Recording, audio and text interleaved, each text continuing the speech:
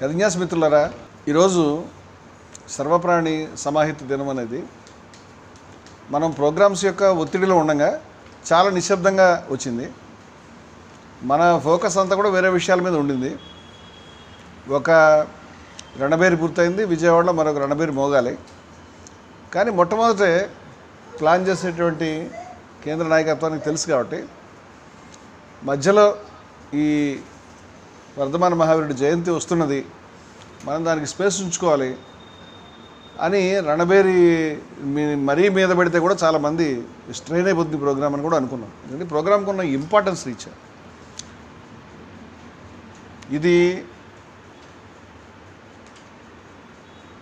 జయభారత్లో చాలా ముఖ్యమైనటువంటి కార్యక్రమాలు, అంటే మళ్ళీ ఇందాక బాగా చెప్పాడు, జయభారత్లో ఉన్నందుకు పరవశం కలిగేటువంటిది అరవింద్ సార్ కూడా చెప్పాడు.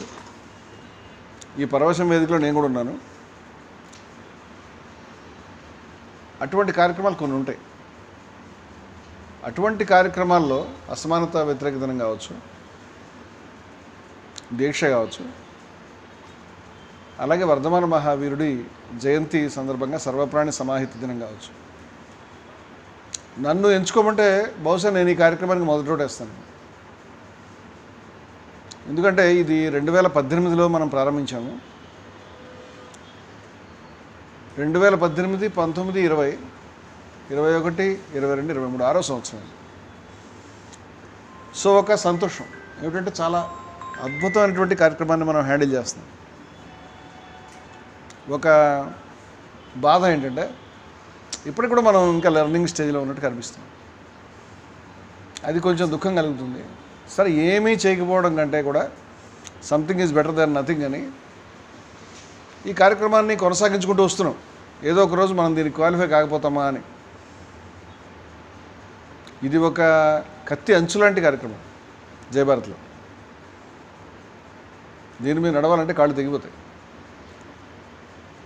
అటువంటి కార్యక్రమాలు చాలా అరుదుగా ఉంటాయి. వాస్తవంగా నాకు కళ్ళకి సర్జరీ జరిగింది. నేను అయినా సరే నిన్న ఎవరి అడ్వైజ్ లేకుండా నిన్న డే అంతా సిస్టమ్ మీద ఉండి ఈ పాంప్లెట్లు సరి చేయడం కానీ, తర్వాత మంచి ప్లకార్డ్స్ తయారు చేయడం కానీ చేశాను. నాకు అసలు ఓపిక లేకుండే. ఉంటే కనుక 30 ప్లకార్డ్స్ అయినా తయారు చేసేవాడిని, అది కూడా తెలుగులో ఇంగ్లీష్లో. అంత ఆవేదన, అంత తదాత్మ్యం నాకు ఈ కార్యక్రమం పట్ల ఉన్నాయి. ప్రతి మనిషికి కూడా కలిగినట్టు నాకు కూడా ఈ కార్యక్రమం దగ్గర వచ్చినప్పుడు దుఃఖం కలుగుతుంది. ఎందుకంటే జీవితంలో పాపాలు చేయకుండా తప్పించుకునే మార్గం ఏది దొరకడం లేదు. మనం చాలా కాలం చేసినాం, ఇంకా కూడా భవిష్యత్తులో చేయబోతాం. మతస్థులు పాపోహం పాపకర్మోహం అని వాళ్ళకి వాళ్ళు నిందించుకుంటారు. వాళ్ళ అర్థం వేరు, మన అర్థం వేరు. నేను నిన్న తయారు చేసిన బోర్డులో జైనులు ప్రతినిత్యం చేసేటువంటి ఒక ప్రార్థన పెట్టాను. అది ఇంగ్లీష్లో పెట్టాను. ఏదో ఒకటన్నా ఇంగ్లీష్లో పెడదామనే ఉద్దేశంతో. తెలుగులో దాని తాత్పర్యం ఏమిటంటే, నేను ప్రాణులన్నిటి క్షమిస్తున్నాను, ప్రాణులు నన్ను క్షమించుగాక, నాకు ఎవరి పట్ల శత్రుత్వం లేదు, ఎవరికి నా పట్ల ఉండకూడదు. ఇట్లాంటిది దాని తాత్పర్యం. అది మొదటి వాక్యానికి నేను చాలా బాధపడ్డాను. జైనులు ఈ ప్రేయర్ రోజు చేస్తారు, ప్రతిరోజు. వాళ్ళు చేసే ప్రేయర్ ఏంటంటే ప్రాణులను నన్ను క్షమించమని. అందుకని ఈ విచారధారకి నేను నమోవాకాలు అర్పిస్తున్నాను. చాలా గొప్ప విషయం అది. వాళ్ళు చెప్పిన ఆ ప్రార్థనలో నేను ప్రాణులను క్షమిస్తున్నానంటే, ఇంత దుర్మార్గుడిని అయి ఉండి, ఇన్ని నేరాలకు పాల్పడి, ఇంత దుర్మార్గాలకు పాల్పడి, శరీరం అంతా చేతులంతా కూడా ప్రాణుల యొక్క నెత్తురు మధ్య ఉండి నేను వాటిని క్షమిస్తున్నానంటే ఏమైనా అర్థం ఉందా? ఏమైనా న్యాయం ఉందా? అయితే ప్రాణులు నన్ను క్షమించాలి అంటే దానికి నేను క్వాలిఫై కావాలి. క్షమించుగాక అంటే ఎందుకు క్షమిస్తాను? ఇది చాలా కాంప్లెక్స్ సిచ్యువేషను, చాలా కాంప్లెక్స్ సిద్ధాంతం, చాలా సెన్సిటివ్ సిద్ధాంతం, చాలా సాహసపూరితమైనటువంటి సిద్ధాంతం. ఇటువంటి సాహసాన్ని మనకు ప్రసాదించినందుకు జయభారత్కి నమ్మవకాలి. చాలామందికి వర్ధమాన మహావీరుడు ఉన్నాడని తెలియదు. ఆశ్రమంలో నేను కింద బుద్ధుడు బొమ్మ పెట్టాను, కానీ చాలామందికి తెలియని రహస్యం ఏంటంటే తర్వాత ఇప్పుడు తీసుకొచ్చి పెట్టాను చెప్తే, అది కూడా నా దగ్గర నేను భారతదేశం అంతా తిరిగి రాతిలో మంటపాలని మొత్తం భారతదేశంలో గొప్ప వర్క్స్ అన్నీ కూడా చేయించాను. ఇదే పని కింద ఒక రీసెర్చ్ ప్రాజెక్ట్లో తిరిగి అనిపించాడు. ఈ బిల్డింగ్లో మనం కేవలం మహావీరుడి, ఈ హాల్ని మహావీరుడి హాల్ అంటాం, ఈ లైబ్రరీ హాల్. ఇక్కడ మహావీరుడి పాలరాతి విగ్రహాన్ని ఒకటే పెట్టుకుందాం, ఇంకేమీ ఈ ఆశ్రమంలో ఇంకో విగ్రహం ఉండాలని నేను అనుకోలేదు. బాహుబలి విగ్రహం కూడా పెట్టుకుందాం.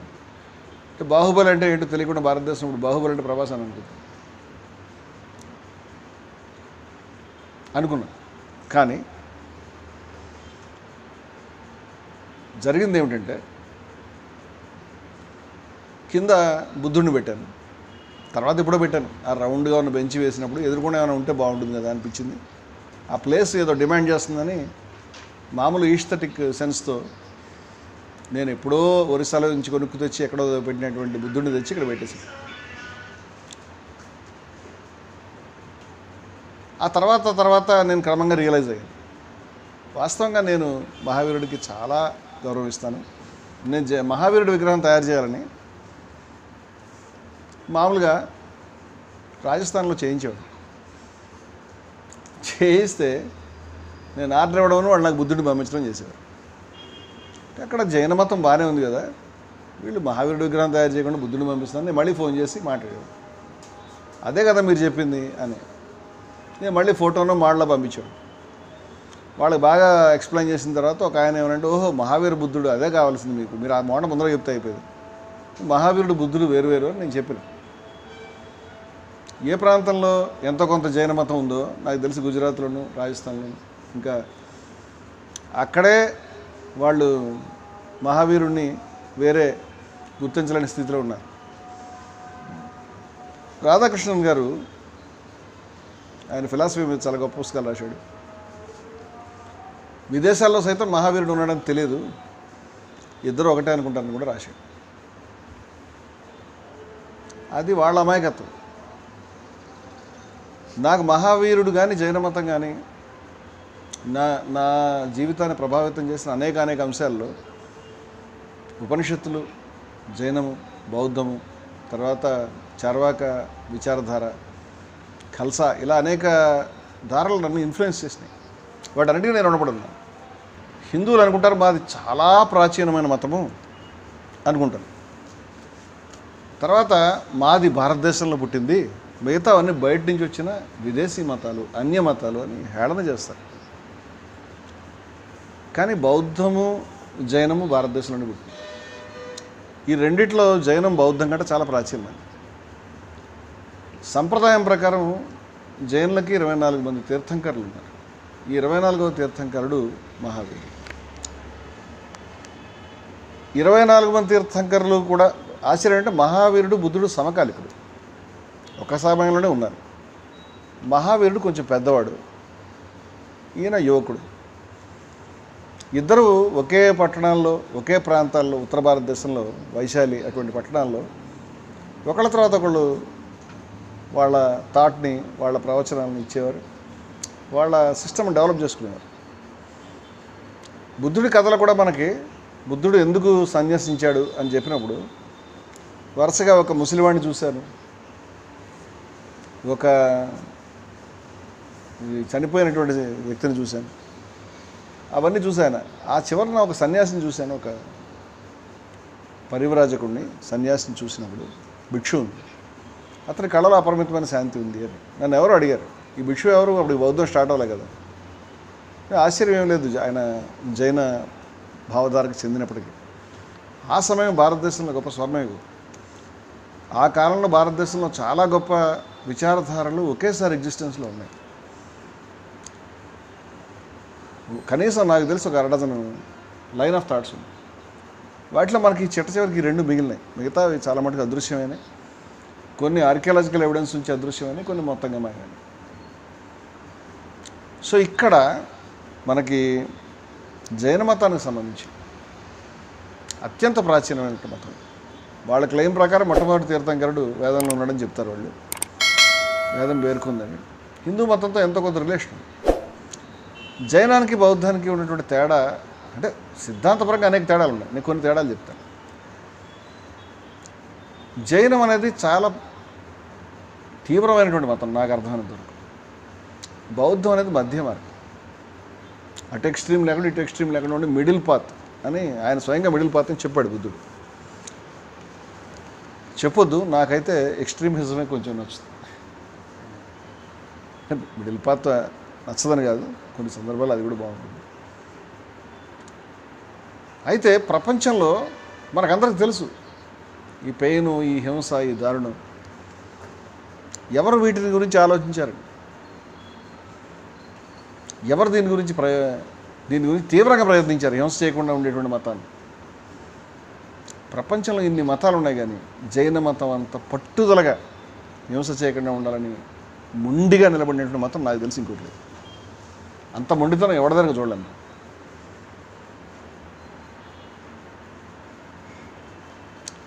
వాళ్ళ మొత్తం సిద్ధాంతం అంతా కూడా వెనక్కి వెళ్ళిపోయి కేవలం ఏ ప్రాణిని హింసించకూడదు అనేది ప్రధానంగా ముందుకు వచ్చినట్టుగా అనిపిస్తుంది. వాళ్ళ యొక్క కథలు, వాళ్ళ యొక్క శిల్పాలు. చాలామంది అనుకుంటారు భారతదేశానికి చాలా గొప్ప ఆలయాలు ఉన్నాయి, చాలా గొప్ప ఇవన్నీ గొప్ప కల్చరు హిందూ మతం. వాళ్ళకి తెలియని విషయం ఏంటంటే భారతదేశంలో అత్యంత గొప్ప శిల్పాలు, శిల్ప సౌందర్యాన్ని ఉట్టిపడేటువంటి అనేక నిర్మాణాలు జైనులు చేశారు. నేను నా కళ్ళతో రణక్పూర్ చూశాను. అది స్వర్గం. బహుశా స్వర్గం అంటే ఇలా ఉంటుంది అని నాకు అనిపించింది. ఇంతకంటే ఊహించలేము. అద్భుతం కంటే ఎక్కువ. ఈ తాజ్మహల్ ఈజ్ నథింగ్. చాలామంది మౌంట్ ఆబూకి వెళ్తారు. మౌంట్ ఆబూ ఇప్పుడు అంతా వాళ్ళెవరు బ్రహ్మకుమారిస్ గురించి వెళ్తున్నారు, కానీ యాక్చువల్గా మౌంట్ ఆబూలో ఒక జైన్ టెంపుల్. మొన్న మీరంతా న్యూస్లో చూస్తే శిఖర్జీ అనేటువంటి ఒక టెంపుల్ మీద సుమారు 600, 700, 800, 900 ఎన్నో టెంపుల్స్ ఉన్నాయని, ఇది భారతదేశం గొప్పతనం అని కొంతవరకు సంఘ పరివారం వాళ్ళు చాలా ప్రాపకాండ చేశారు. చాలా వ్యూస్ పెట్టారు. నేను కూడా చాలా చూశాను, బాగుంటాయి. కానీ వాళ్ళు గమనించాల్సిన హిందూ టెంపుల్స్ కాదు, జైన్ టెంపుల్స్. అది వాళ్ళేం పెద్దగా ఎక్కడ చెప్పలేదు. శిఖర్జీ టెంపుల్ని టూరిజానికి ఇచ్చేస్తున్నారు, అక్కడ మళ్ళీ హోటల్స్, రిసార్ట్స్ కడతారంటే జైన్స్ ఢిల్లీలో మొన్న ఉద్యమం చేసి, బాబు ఇది మాకు వదిలిపెట్టండి, మాకు ఎక్కర్లేదు ఈ టూరిజం అంతా కూడా అని చెప్పారు. సరే, అది వేరే స్టోరీ. తీవ్రత ఎక్కడ దాకా అంటే ఎట్టి పరిస్థితుల్లో కూడా డిబేట్ కాకూడదు, హింస చేయకూడదు, పాపం చేయకూడదు, అంతే. చేయకూడదంటే చేయకూడదు. మనకి అన్ని మతాలు ఎగ్జామ్షన్స్ తీసుకుంటాయి. చివరికి మనం చూస్తే అబద్ధం చెప్పకూడదు అని అన్నప్పుడు ఏది వారిజాక్షులందు, వైవాహికములందు, ప్రాణవిత్త, మానభంగమందు అని పెళ్ళిళ్ళలోనూ లేకపోతే అమ్మాయిలు కనిపించినప్పుడు అబద్ధాలు చెప్పొచ్చు, వీళ్ళకి ఎగ్జామ్షన్స్. ఎగ్జామ్షన్స్కి ఏమాత్రం అనుమతించని మహా తీవ్రమైనటువంటి మతం నాకు తెలిసి జైన మతం. అంటే అట్లీస్ట్ రిలేటివ్గా ఇది నన్ను అపరిమితంగా ఆకర్షించింది. చాలామందికి అశోకుడు బౌద్ధం తీసుకున్నాడు అని తెలుసు, కానీ ఆయన ముందు చంద్రగుప్త మౌర్యుడు జైన మతం తీసుకుని కర్ణాటకలో శ్రావణ బెళగొళ దగ్గర చిట్ట చివరి రోజుల్లో చక్రవర్తి పదవిని వదులుకుని అశోకుడు చేయలే ఈ పని. శ్రావణ బెళగొళ దగ్గర ఒక సన్యాసిగా గడిపాడు అశోకుడు, చేయలే ఈ పని. అశోకుడు రాజుగానే. చాలామంది తెలియదు ఈ విషయం. అంటే చాలామందికి అసలు ఏమీ తెలియదు. ఇది చాలా చోట్ల భారతదేశంలో జైన మరియు బౌద్ధ ఆరామాలు, ఆలయాలు హిందూ టెంపుల్స్ గాను మరి వేటిగాను కన్వర్ట్ అవ్వడం మనకు తెలుసు. అది సరే, దాన్ని అంటే కూల్చబడ్డాయి, అది కూడా వేరే విషయం. ముస్లిమ్స్కి అసలు టెంపుల్ అంటే కోపం అంటే ఈ మహావీరుడు వీళ్ళంతా నగరంగా ఉంటారు, అది ఇంకా కోపం, తీవ్రమైనటువంటి కోపం. అక్బర్ లాంటి వాళ్ళు జైన మతాన్ని గురించి కూడా చర్చించారు. ఆయన ఫతేపూర్ సిక్రీలో జైన తోరణాలు కూడా చూశాను నేను. సరే, ఏమిటంటే తినడానికి వీల్లేదు, పాపం చేయడానికి వీల్లేదు, నువ్వు గాలి పీల్చేటప్పుడు కొన్ని ప్రాణులు లోపలికి వెళ్తాయేమో, సరే ముక్కు గుడ్డ కట్టుకో. నువ్వు నడుస్తుంటే చనిపోతాయేమో, వాళ్ళు చీపురు పట్టుకుని క్లీన్ చేసుకుని వెళ్ళాలి. చాలా మటుకు జైన సాధువులు బస్సులు కానీ ట్రైన్స్ కానీ ఏమి ఎక్కరు. అది నిషిద్ధం వాళ్ళు. మేము ఒకసారి మత సామరస్య సమ్మేళనం పెడుతున్నప్పుడు ఎప్పుడో విషయం చెప్తున్నాను నేను, 20-30 ఏళ్ల క్రితం విషయం. జైన్స్ని రేపు ఇలా మత సామరస్య సమ్మేళనం పలానా దగ్గర ఉంది రమ్మంటే వాళ్ళ సాధువుల్ని, మేము ఎట్లా వస్తామంటే కనీసం 2 రోజుల ముందు చెప్పొద్దాను. వీళ్ళు అంత పెద్ద బిజీగా అవచ్చు, మేము వస్తే ఏమైందంటే మేము లోపల కొంచెం వాళ్ళ పట్ల నిరసనగా ఉంది. అంత పెద్ద మా కటింగ్ ఇవ్వాలి. తర్వాత నాకు అర్థమైందంటే వాళ్ళు బస్సు ఎక్కిరారు, నడుచుకుంటారు. ఎక్కడికైనా నడుచుకుంటారు వాళ్ళు. ఈ నడుచుకుంటూ వెళ్ళడానికి సరిపడిన స్పేస్ టైం కావాలి పాపం అతను చేత. మళ్ళా భోజనం కూడా రాత్రి అంటే మనకు కూడా ఈ అబ్జెక్షన్ చాలామంది 8 గంటలు అంటే మీరు మహావీరుడు బొమ్మ పెట్టి 8 తర్వాత భోజనం చేయమని అలా చెప్తారు. మా మతంలో ప్రధానమైన సిద్ధాంతమే సూర్యాస్తమయంలోపు చేయాలి. నా అవగాహన ప్రకారం ఆ రూల్ ఆ రోజు పెట్టుకోవడానికి కారణం ఏంటంటే రాత్రి పురుగు ఏదైనా దీపం పెట్టుకుని నువ్వు భోజనం చేసేటప్పుడు కొన్ని పురుగులు దాంట్లో పడి దీపంలోనూ నీ అన్నంలోనూ పడి ప్రాణాలు వదులుతాయి కదా అని బాధ ఉంటుంది వాళ్ళు. కానీ అనుకుంటాను ఇవాళ దీపం కాకుండా ఎలక్ట్రిసిటీ వచ్చిన తర్వాత కొంత పరిస్థితి లేదు. అందువల్ల ఆ రూల్ మన ఎగ్జిబిషన్ తీసుకోవచ్చు. నేను ఫస్ట్ నుంచి కూడా ఏవి తీసుకోవాలి అవి తీసుకోవాలి, మిగతా పక్కన పెట్టాలని నేను నా ఆలోచన విధానం కొంత ఉన్నది. సరే ఈ భవిష్యత్తులో కూడా మనం దీని మీద ఒక డిబేట్ చేసుకుని చేద్దాం. బుద్ధుడు ప్రాణిహింసను వ్యతిరేకించాడని చాలామంది చెప్తారు. కొంత నిజం, కొంత కరెక్ట్ కాదు. బుద్ధుడు వాస్తవ పరిస్థితులకి లేదా ఆయన తర్వాత వచ్చిన ఆచార్యులు కావచ్చు, ఆయన కావచ్చు, మనకు తెలియదు. నువ్వు చంపకూడదు కానీ నీకు ఎవరైనా వడ్డిస్తే రిజెక్ట్ చేయకుండా తినమనే ఒక పద్ధతి వాళ్ళ దగ్గర కనిపిస్తుంది మనకి. స్వయంగా బుద్ధుడు కూడా పంది మాంసం తిని చనిపోయినాడు. కుషినారా దగ్గర సూకర మద్దనం అంటారు దాన్ని. సూకర మద్దనం అంటే పంది మాంసం అని చెప్తే నాకు తెలిసి వేరే అర్థం లేదు. బుద్ధుడు పంది మాంసం తినలేదు అని మనకి చెప్పడానికి పందులు పడుకున్న ఏరియాలో ఉన్న గడ్డితో వండారు అని ఏవో చెప్తారు. అంత పందులు పడుకున్న ఏరియాలో ఉన్న గడ్డితో వండినప్పుడు అంత గొప్పగా ఆవిడ చెప్పుకోడు. అది ఖచ్చితంగా పంది మాంసం అయి ఉండదు. వాళ్ళకి బాధ ఉంది ఆ విషయం. ఆయనకు అది అరగలేదు, అప్పటికి 98 ఏళ్ళు చనిపోయింది చెప్తారు.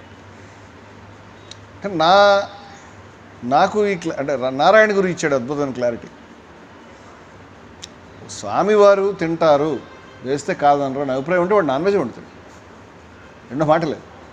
నీ ప్రిన్సిపల్ నెరవేరింది, ఎందుకంటే నువ్వు చేయలేదు దాన్ని, మేమే చేసాం, నువ్వు తిన్నావు, మాకు అది సంతోషం. అంచేత ఇది ఎక్కడ ఆపదు. అంచేత బౌద్ధం ప్రాణుల్ని ఎలా పడితే అలా తినేటువంటి సౌత్ ఈస్ట్ ఏషియన్ కంట్రీస్లో దావానంలో మాదిరి అందరు గడిపేది. అంటే అందరూ అనుకుంటున్నట్టు బౌద్ధానికి ప్రాణిహింస అంత అభ్యంతరాలు కనెక్షన్స్ ఏమి లేవు. ఉన్నాయి, లేవు. జైనం అట్లా కాదు. ఇంకో విషయం ఏంటంటే బౌద్ధం ఒకప్పుడు భారతదేశాన్ని మొత్తాన్ని ఒక పెద్ద వెల్లువలాగా, వరదలాగా, ఉప్పెనలాగా వచ్చి పడిపోయింది. మొత్తం భారతదేశంలో నిండిపోయింది. మీరు ఆంధ్రప్రదేశ్లో తెలంగాణలో ఎక్కడున్నా తవ్వకాలు జరిపి చూస్తే పాత ఆరామాలు పాతవే కనిపిస్తాయి. కానీ జైనం ఆ విధంగా స్ప్రెడ్ కాదు. జైనం కూడా స్ప్రెడ్ అయింది. మీకు ఇక్కడ కూడా మీకు వరంగల్ అవతల జైనం కనిపిస్తే, కర్ణాటకలో కనిపిస్తే, తమిళనాడులో కనిపిస్తే, ఉన్నాయి, లేకుండా ఏమి లేవు. కానీ జైనం స్ప్రెడింగ్ ఆ మాదిరిది కాదు. బౌద్ధం ఎంత వేగంగా స్ప్రెడ్ అయిందో అంత వేగంగా మాయమైపోయింది. ఒక్కళ్ళు లేకుండా అయిపోయాడు. ఒక్క మనిషి లేడు. అంబేద్కర్ గారు కన్వర్షన్ చేద్దామని అనుకునే సమయానికి భారతదేశంలో 1000 మంది బౌద్ధులు ఉన్నారని నాకు అనుమానం. తెలియక మాట్లాడుతుంది. బహుశా అలా లేకపోవడం కూడా ఆయనకి ఆకర్షణ కలిగి ఉండొచ్చు. ఎందుకంటే లేకపోయినప్పుడు మనం కొంత దాంట్లో ఒక సెట్ ఆఫ్ సిస్టమ్ని ఫిక్స్ చేయడానికి వీలవుతుంది. ఆల్రెడీ ఉన్నదాంట్లో చేయలేం. ఆయన యాక్చువల్గా సిక్కు మతం వెంబడి తిరిగాడు, ఇది కుల వ్యతిరేక ఉద్యమం. కానీ ఆల్రెడీ కులం వచ్చేసింది దాంట్లో. బౌద్ధం ఎక్కడ బయట దేశాల్లో ఉంది, అక్కడ అన్ని చోట్ల కులం ఉంది. అది ఆయన చూసుకున్న వాళ్ళే తెలియదు. ఇక్కడ మాత్రం అది అవసరం లేకుండా ఉంటుందేమో అని ఆయన అనుకున్నాడు. సరే, కులం విషయం పక్క. జైన మతం అనేది బౌద్ధం మాదిరిగా విపరీతంగా స్ప్రెడ్ కాలేదు, అంతే ఉంది. కానీ మాయం కాలేదు. ఆశ్చర్యం ఇవాళకి ఎంత తక్కువ మంది ఉన్నారో వాళ్ళు కంటిన్యూ అయ్యారు. కారణం ఏంటంటే నో డివియేషన్. అంటే మీకు ఇలా కన్సిస్టెంట్గా ఉంటే, ఎటువంటి డీవియేషన్ లేకుండా ఉంటే ఆటోమేటిక్గా ఏదో ఒక రోజు ఖచ్చితంగా మీరు స్టాండ్ అవుతారు. దానికి జైనం ఉదాహరణ నేను అనుకున్నాను. అంటే జైన మతం పట్ల దాన్ని ప్రాపగేట్ చేయాలి, అదేదో గొప్ప మతం అని చెప్పడం నా ఉద్దేశం కాదు. ప్రాణి హింస పనికిరాదు అనేటువంటి కాన్సెప్ట్లో మనం ఉన్నప్పుడు దేన్ని మనం సింబల్గా తీసుకుంటాం అనేది ఆలోచిస్తే ఇంత గొప్ప పోరాటం, ఇంత గొప్ప పట్టుదల కనపరిచినటువంటి జైన మతాన్ని మొత్తంగా నేను తీసుకుంటాం, కానీ ఒక వర్ధమాన మహావీరుడని కాదు. వాళ్ళని వాళ్ళు హింసించుకోవడం పట్ల, వాళ్ళని వాళ్ళు శిక్షించుకోవడం పట్ల వాళ్ళు సల్లేఖనాన్ని పేరు మీద తలుపు మూసుకుని చనిపోతారు. అందరూ ఆ జీవితం పూర్తయిపోయింది అని వాడు అనుకున్న రోజున అందరిని పిలిచి పార్టీ ఇచ్చి భార్యాభర్త అందరికీ బయ చెప్పి తలుపేసుకుని ఎక్కడే చనిపోతారు. మళ్ళీ తీరు అది ఒకప్పుడు ఉండేది ఆశ్చర్యం. మహావీరుడు మానిపించాడు. ఆయన కుటుంబంలో కూడా చాలామంది అలా పోయారు. అంటే మనం ఏమి అపకారం చేయకూడదు. పార్సీల్లో నా డెడ్ బాడీ అనేది ఉపయోగపడాలి ఇప్పుడు వాళ్ళకి అని ఒక కాన్సెప్ట్. వాళ్ళు తీసుకెళ్ళి దాన్ని ఫైర్ టెంపుల్లో పైన ఎక్కడ పెడతారు, గుట్ట మీద, పార్సీ గుట్ట అంటారు. ఇప్పుడు రాబందులు లేవు, కానీ అది కూడా గొప్ప ఆలోచన. ఇవన్నీ కూడా ప్రకృతితో ఎంతో కొంత కనెక్ట్ కావాలనేటువంటి పద్ధతిలో మనకు కనిపించే ఆలోచన. ఇది మొదలుపెట్టిన తర్వాత వన్ ఫైన్ మార్నింగ్, అంటే చాలా సంవత్సరాలుగా మొట్టమొదట నేను ఈ హింస, ఈ సిస్టమ్ మానేయాలని అనుకుంటే నేను శుభ్రంగా మాంసం తినేవాడిని. మన జై భారత్ మీటింగ్స్లో కూడా 2008లో రాష్ట్ర మహాసభ జరిగితే శుభ్రంగా సర్వ్ చేశారు. మన వాళ్ళు చేసేవారు కూడా. ఆ తర్వాత కొంతకాలం తర్వాత నేను తగ్గించుకున్నాను. తర్వాత వన్ ఫైన్ మార్నింగ్ నేను చాలా సిగ్గుపడ్డాను. ఒక విషయం స్పష్టంగా తెలిసిన తర్వాత గాంధీ గారు చెప్తాడు, ఒక విషయం నీకు స్పష్టంగా తెలుసు, అయినా నువ్వు ఇంప్లిమెంట్ చేయలేకపోతే నువ్వు ప్రికోడు ఛీ అని నేను అసహ్యపడి నా మీద. సో ఇక్కడ ఎవరికి చెప్పలేదు, నేనే తీవ్రమైన ఆవేదనలో ఉన్నాను. క్రమక్రమంగా నా చుట్టూ ఉన్న వాళ్ళు ఒకళ్ళిద్దరూ ఈయన అది తీసుకోవట్లేదని గమనించారు. అయినా కారణం చెప్పలేదు. ఒకసారి ఇక్కడ ఏదో అకేషన్లో దీక్ష కావచ్చు, బహుశా ఇదే కావచ్చు, సర్వప్రాణి కావచ్చు, ఇది కట్టా సీను నా జీవితంలో అట్లా ఫిక్స్ అయ్యాడు. ఆయన ఒక ఎమోషనల్గా ఏం చెప్పాడంటే, ఈ మాట నేను చెప్పడానికి సిగ్గుపడుతున్నాను, మనం తప్పు చేసి ఇంకోటికి ఎలా చెప్తాను. సీన్ ఏం చెప్పాడంటే, నువ్వు చెప్పబోతే తప్పు అవుతుంది, నేరం అవుతుంది, చెప్పాలి ఫస్ట్ నువ్వు, అది గుర్తుపెట్టుకొని చెప్పాడు గట్టిగా. ఇది బాగానే ఉంది, ఇది దైవవాణి అని చెప్పాల్సి వస్తుంది అని నేను అనుకున్నాను. కానీ అది పెద్ద సముద్రం. ఏమని చెప్తాను ఇప్పుడు? జంతు హింస, జంతువులకు హక్కులు ఉన్నాయని ఒక్క మనిషి నమ్మడు. నిన్న ఒక ఆయన వచ్చాడు మన దగ్గరికి, ఆయన ప్రజా ఉద్యమాల్లో ఉన్నాడు, ప్రజల గురించి తప్పిస్తాడు, పెళ్లి కూడా చేసుకోలేదు పాపం. ఏమి ఆయన జీవితాన్ని అంకితం చేశాడు. పెద్ద మనిషి జంతువులకు ఏ బాధ ఉండదు, ఆ సైన్స్లో నిరూపణ జరిగింది అని. అసలు నాకు నోట్లో మాట రాలేదు ఫస్ట్ ఆయన మాట్లాడుతుంటే. అంత తెలివైనవాడు. అంత లేదండి, వాటికి బేసిక్ ఇన్స్టింక్ట్ తప్పితే మరి ఇంకేం ఉండదు. బేసిక్ ఇన్స్టింక్ట్లో పెయిన్ ఉందో లేదో మనకి ఆయనకి అర్థమైందో లేదో నాకు తెలియదు. ఎందుకు, ఎట్లా, ఎక్కడ సైన్స్ ఆ విధంగా చెప్పింది నేను తెలుసుకుందాం అనుకుంటున్నానండి. ఇది గతంలో శతాబ్దాల క్రితం 19-18 శతాబ్దాలు యూరోప్లో గొప్ప చర్చ జరిగింది. ప్రతి ప్రాణిలోనూ కూడా జీవం ఉంటుంది, చెట్టులో కూడా జీవే అది అని కనిపెట్టినటువంటి జగదీష్ చంద్రబోసు భారతీయుడు. దాన్ని నేను గర్విస్తాను, ఎందుకంటే ఈ మాట ఓన్లీ భారతీయుడు చెప్పగలుగుతాడు, ఇంకెవడు చెప్పలేడు. భారతీయుడికే సాధ్యం ఇది చెప్పడం. అంటే ప్రపంచంలో ఉన్న మతాలు ఎంతసేపు మనిషి మనిషి మనిషి మనిషి మనిషి స్వర్గం నరకం, ఇది తప్ప గోలేదు. ఆశ్చర్యమైన విషయం ఇంకోటి చెప్తాను మీకు. జగదీష్ చంద్రబోస్ గురించి చెప్పుకున్నప్పుడు ఈ మాట కూడా చెప్పుకోవాలి. ఆయన కేవలం చెట్లకి మొక్కలకు కాదు, ప్రతిదానికి ప్రాణం ఉందని చెప్పాడు. మీరు వాడే సైకిల్కి, మీరు కూర్చునే కుర్చీకి, ప్రతిదానికి ప్రాణం ఉందంటాడు ఆయన. అంటే ఆయన ఏమి కవి కాదు, ఫిలాసఫర్ కాదు, మీరు సైంటిస్ట్. అంచేది ఏం చెప్పినా సైన్స్ పరిభాషలో చెప్తాడు. సో ఆయన కొన్ని ప్రయోగాలు చేసి ఆ మాట చెప్పాడు, ఇవి స్పందిస్తాయి చూడండి, మిమ్మల్ని సైకిల్ ఇష్టపడుతుంది అది ఇష్టపడకుండా ఉంటుంది, ఇలాంటివన్నీ. సైంటిస్టులు దండం పెట్టి, ఇక్కడ దాకా చాలు మాకు, ఇదో మొక్కల దాకా దండం పెట్టి తీసుకుంటాం, ఇది వద్దురా బాబు మాకంత లేదు అన్నారు. భవిష్యత్తులో అది కూడా చెప్తారేమో తెలియదు. ఎందుకంటే అది కూడా మళ్ళీ జగదీష్ చంద్రబోస్ చెప్పగలుగుతాడు. ఎందుకంటే సమస్త సృష్టి ఈశ్వరమయం అని చెప్పింది భారతదేశమే కదా. అందువల్ల ఈ కాన్సెప్ట్ మనకు వచ్చినప్పుడు ప్రాణులకి ఎందుకు తినకూడదు అని అంటే, నేను చిన్నప్పుడు జంధ్యాల పాపయ్య శాస్త్రి గారిది కరుణశ్రీ అంటారు ఆయనతో పద్యం మా పాఠాల్లో వచ్చింది. ఇందాక మళ్ళీ ఏదో పాఠం చెప్పాడు, నేను నా పాఠం గుర్తు చేసుకున్నాను. సిద్ధార్థుడు దేవదత్తుడు వీళ్ళిద్దరికీ మధ్య ఒక హంస గురించి తగాదా జరిగింది. ఆ హంసని దేవదత్తుడు బాణంతో కొట్టాడు. మన సారస్కంగా ఒకటి ఏ విధంగా జరిగిందో అలాగే జరిగింది. అది కూడా బాణంతో కొడితే అది ఇక్కడ పడిపోయింది. సిద్ధార్థుడు చూసి గార్డెన్లో లేచి వెళ్ళి దాన్ని తీసుకుని దాని రక్తాన్ని గాయాన్ని తుడిచి దానికి మందు వేసి దాన్ని సంరక్షించాడు.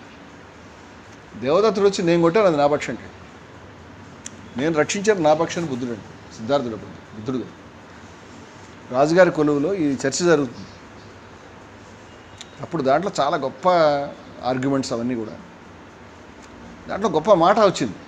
ఏమంటాడంటే సిద్ధార్థుడు, ఏది నీ యొక్క శరాగ్రముతో నీ యొక్క కరాగ్రము ఒకంత భేదించుకుని, అంటే నీ బాణం ములికితోటి నీ చెయ్యి కొంచెం కోసుకు గిలగలాడిపోతాడు.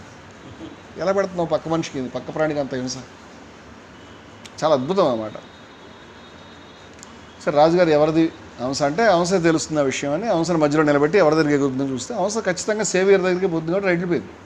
సారస్కంగా మొన్న ఆరిఫ్ అనేటువంటి అతని దగ్గరికి వచ్చినట్టుగా వాటికి ఎంత ఆయన వాటికి ఏ ఫీలింగ్ ఉండదు అని నిన్న మా మిత్రుడు చెప్తే, ఓ కొంగని ఆయన రక్షిస్తే ఆయన వదిలిపెట్టకుండా ఆయనతో పాటు రోజు షికార్కి వెళ్ళి వెళ్తూ ఉంది. దీన్ని మీరు ఏమంటారని అన్నాను. అది బేసిక్ ఇన్స్టింక్ట్ అంటే ఏమంటారు? ఇలాంటివి అనేక ఉదాహరణలు చెప్పలేదు. జంతువులకి మనుషుల కంటే ఎన్నో అతీతమైన విషయాలు ఉన్నాయి. జంతువులు ప్రకృతితో ఇవాళకి అనుసంధానమైంది. మనిషి దారి తప్పినటువంటి దుర్మార్గుడు. ఆఖరి విషయం ఏంటంటే మనిషి అనేటువంటి వాడు ఆకాశానికి దిగిరాలే, ఆయన ఒక జంతువు. ఒక ఇవల్యూషన్లో ముందుకెళ్ళిన జంతువు తప్పితే మరే జంతువు కాకుండా మ్యాన్ ఇస్ అన్ యానిమల్. ఈ విషయం మర్చిపోయారు. ఒక చిన్న పాయింట్ క్లియర్ చేస్తాను. మీరు ఈ మాట మొదలు పెట్టంగానే బయట ఇది దళితులది, ఇది బ్రాహ్మణులది, మిమ్మల్ని నాన్ వెజ్ తినొద్దు అని చెప్పేవాళ్ళు బ్రాహ్మణులు, మనం బీఫ్ ఫెస్టివల్ చేసుకోవాలని ఇప్పుడు మానేశారేమో కానీ ఉస్మాన్ యూనివర్సిటీలో వాటిలో చేసేవారు. మేము ఆ కల్చర్కి ఎప్పుడు దూరంగా ఉన్నాం. వాళ్ళకి నేను ఈ విషయం స్పష్టంగా చెప్పాలనుకుంటున్నాను. ఏ దేవుడి కల్చరో నాకు తెలియదు. వేద ఋషికి బ్రాహ్మణ వారసుడు కాదు నాకు తెలియదు. వేదాల్లో ఖచ్చితంగా జంతుహింస ఉంది. జంతువుని చంపకుండా ఒక్క యజ్ఞం కూడా పూర్తిగా. మీ గుళ్ళల దగ్గర కూడా బలిపీఠాలు ఉంటాయి వాటికి. ఇప్పుడు దాని మీద పూలును అన్నం ఏవో పెడుతున్నారు. బలిపీఠాలు ఎందుకంటారు దాన్ని? గతంలో యజ్ఞాలు చేసినప్పుడు ఏ విధంగా అశ్వాలను చంపారు? హిందువులు నన్ను క్షమిస్తే, లేదా హిందూ తీవ్ర అభిమానులు, నేను కూడా హిందూ తీవ్ర అభిమాని కానీ వాళ్ళ టైప్ కాదుగా మనం. మనది Hindus for plurality and equality. Hindus for inequality అలాంటి వాళ్ళు మాట్లాడదలుచుకున్నప్పుడు వాళ్ళకి వినమ్రంగా నేను చెప్పేది ఏంటంటే, చివరికి ఆవును కూడా శుభ్రంగా బలిచ్చినట్టుగా నేను వేదాలను తీసి చూపించగలుగుతాను. ఏ అనుమానం ఏం లేదు. సరే అప్పుడు ఏదో బలిచ్చారు కాబట్టి ఇప్పుడు కూడా మీరు ఏదో దుర్మార్గులు అని చెప్పడం నా ఉద్దేశం కాదు. అదొక ట్రాన్స్ఫర్మేషన్ పీరియడ్. ఆర్యులనండి, బ్రాహ్మణులనండి, లేకపోతే ఏమైనా పేరు పెట్టండి మీరు. అంటే ఇదంతా ఒక దాన్ని ఏమంటారంటే ఒక కంప. ఈ కంప ఫిలాసఫీ ఏది ఎటు కదిపితే ఎటు పడుతుందో తెలియదు మీదకి. ఈ ఫిలాసఫీ మత్తులో పడి మీరు అర్థం చేసుకునే విషయం ఏంటంటే, దేశంలో జంతు హింసను వ్యతిరేకించినటువంటి వాళ్ళు బ్రాహ్మణులు కాదు, క్షత్రియులు, శూద్రులు. బ్రాహ్మణులు కాదు. అంటే మీరు వాళ్ళు బ్రాహ్మణుల వేదదృష్టిని బ్రాహ్మణాలని నాకు తెలియదు. ఎందుకంటే అప్పుడు స్పష్టమైనటువంటి వర్ణ వ్యవస్థ ఇంకా ఎవాల్వ్ కాలేదు. నా అవగాహన చెప్తున్నాను, దాన్ని దిద్దుకుంటూ కావాలంటే. కానీ ఇవాళ కూడా నేను చంద్రశేఖర సరస్వతి గారిది మరి ఆ పుస్తకంలో రాసిన లేదు, నాకు గుర్తులేదు, శంకరపీఠాధిపతుల వంకర భావాల్లో యజ్ఞం చేస్తే ఖచ్చితంగా ఇప్పుడు అది శాస్త్రబద్ధంగా చేయాలి కాబట్టి కొంచెం మాంసం తినాల్సిందని చెప్పాడు. తప్పదా? ఇదే బ్రాహ్మణులకు మాంసం లేకుండా నాన్ వెజ్ అది అబద్ధం. అది వాళ్ళు అబద్ధం. వాళ్ళు తర్వాత మానుకోవడానికి కారణం అనేక ఇన్ఫ్లుయెన్సెస్. బౌద్ధంతో పోటీ పడదలుచుకున్నారా, జైనంతో పోటీ పడుతున్నా నాకు తెలియదు. జంతు హింసని, యజ్ఞాల్లో ఉన్న జంతు హింసను తీవ్రంగా వ్యతిరేకించిన వాళ్ళు బుద్ధుడు వ్యతిరేకించారు, మహావీరుడు వ్యతిరేకించారు, జైన మతం తీర్థంకర్లు వ్యతిరేకించారు. వాళ్ళ కథ అంతా చాలా అద్భుతమైన గాథ అది. అంటే నేను దాన్ని హిందూ మతాన్ని, లేకపోతే ది సోకాల్డ్ హిందూ మతం అనేది లేదని నా ఉద్దేశం. అంటే మతం అనేటువంటి అర్థంలో లేదు, కొన్ని విలువల యొక్క కొనసాగింపులో భాగంగా ఉందని మనం చెప్తున్నాం, లేదని అంటలేదు. అయితే వేదాల్లో చాలా అద్భుతమైనటువంటి సూక్తాలు నేను నిన్న 2-3 పెడితే మన వాళ్ళు చాలా స్పందించారు. నదులు తీయగా ఉండాలి, ఆకాశం తీయగా ఉండాలి, గాలి తీయగా ఉండాలి, చెట్లు చేమలు తీయగా ఉండాలి, ఔషధులు తీయగా ఉండాలి. ఎంత గొప్ప మాటలు. దేవశాంతి, అంతరిక్ష శాంతి. దేవు అంటే పైన ఉన్నటువంటి స్వర్గం, అది ద్యూహ్ అనేవారు ఎప్పుడు దాన్ని. స్వర్గం అనే మాట లేదు అప్పట్లో, ద్యూ అనేది. ఇది శాంతి, అంతరిక్షం శాంతిగా ఉంది, భూమి శాంతిగా ఉంది, వనస్పతులు వనస్పతులు అంటే చెట్లు చేమలు అన్నమాట. ఈ భూమికి తవ్వేటప్పుడు కూడా దాన్ని దండం పెట్టారు. ఇంకో విషయం చెప్తాను, ఆశ్చర్యం ఏంటంటే యజ్ఞం చేసేటప్పుడు కూడా యజ్ఞంలో ఉన్నటువంటి బలి పశువు కూడా వాళ్ళు క్షమాపణలు చెప్పారు. ఆ మంత్రాలు కూడా ఉండేవి. మానవ కళ్యాణం కోసం ఈ పని చేస్తున్నాం, నేను బాధ పెడతాను, నువ్వు స్వర్గానికి వెళ్తావు అని చెప్పేవారు. అది మూర్ఖత్వం, అది ఎక్కడికి వెళ్ళదు. దాన్ని చంపకపోయినా కళ్యాణం ఉంటుంది, లేదా పోతుంది. దాన్ని చంపడం వల్ల ఏం మారదు, వాళ్ళ అభిప్రాయం అది. అంటే నేనేమంటానంటే ఇదేదో కత్తి మీద పట్టు తిరిగేటువంటి రాక్షస మతం నేనేం అనుకోవట్లేదు. వాళ్ళలో ఒక అనుకంపన ఉన్నది. బౌద్ధం మాదిరిగా బహుశా అది కూడా మధ్య మార్గం కావచ్చు. సీరియస్గా అది పట్టు కూర్చుంటే పని అవ్వదని కొంతమందిని తగ్గించి కొంతమందిని పక్కన పెట్టి ఉండొచ్చు. కానీ ఈ ఎక్స్ట్రీమిజం కంటిన్యూ అయింది. మహావీరుడు యొక్క ఎక్స్ట్రీమిజం అపరిమితంగా ఆకర్షించే. మీరు ఎప్పుడైనా కనుక కర్ణాటక వెళ్తే శ్రావణబెళగొండలో ఖచ్చితంగా బాహుబలి విగ్రహం చూడండి. నా లైఫ్లో ది గ్రేటెస్ట్ ఎక్స్పీరియన్స్. శిల్పశాస్త్రపరంగా అది గొప్ప శిల్పం కాదు, నా మిత్రుడు ఎవరు అంటే కాకపోవచ్చు, కానీ అది మొహం మీద కొట్టినంత గొప్ప ఇంపాక్ట్ ఇచ్చింది నాకు. ఒక గొప్ప మోనోలిథిక్ అంటే ఏకశిల విగ్రహం కొండ మీద ఉంటుంది శ్రావణబెళగొండ. అవి వెళ్తుంటేనే ఆ కొండ మీద నుంచి చాలా పెద్ద విగ్రహం, మెల్లగా మనిషి యొక్క తలను కళ్ళు కనిపిస్తాయి ఫస్ట్. చాలా షాకింగ్ ఎక్స్పీరియన్స్. అక్కడికి వెళ్తే పాములు, చేపలు, పక్షులు, సమస్త జీవరాశిని వాళ్ళు వేశారు. ఒక ప్రపంచ సాహిత్యంలో ఎక్కడా తీసి చూపించాడు నాకు. వర్ధమాన మహావీరుడికి ఎన్లైటన్మెంట్ వచ్చిన తర్వాత దాన్ని ఆయన ప్రకటించాలని అనుకున్నాడు. అంటే జ్ఞానాన్ని సంపాదించింది, గొప్ప తపస్సు, అవన్నీ అందరి కథల్లోనే ఈ ఫిక్షన్ అంతా ఉంటుంది. లేదు నిజమా కాదని అంటలేదు, ఓకే దాని కాల్పనిక కాదా అనుకుందాం మాట వరుసకి. కాల్పనిక కాదైనా మధురమైన, ఉదాత్తమైన, మహోన్నతమైన కల్పన కదా, నువ్వెందుకు చేయలేకపోయావు? వాళ్ళకి ఈ యొక్క కేవల జ్ఞానం అతను పొందిన తర్వాత అతను ఆ విషయాన్ని దాంట్లో 2 గొప్ప విషయాలని గమనించారు. అది అందరికీ చెప్పాలనుకుంటాడు.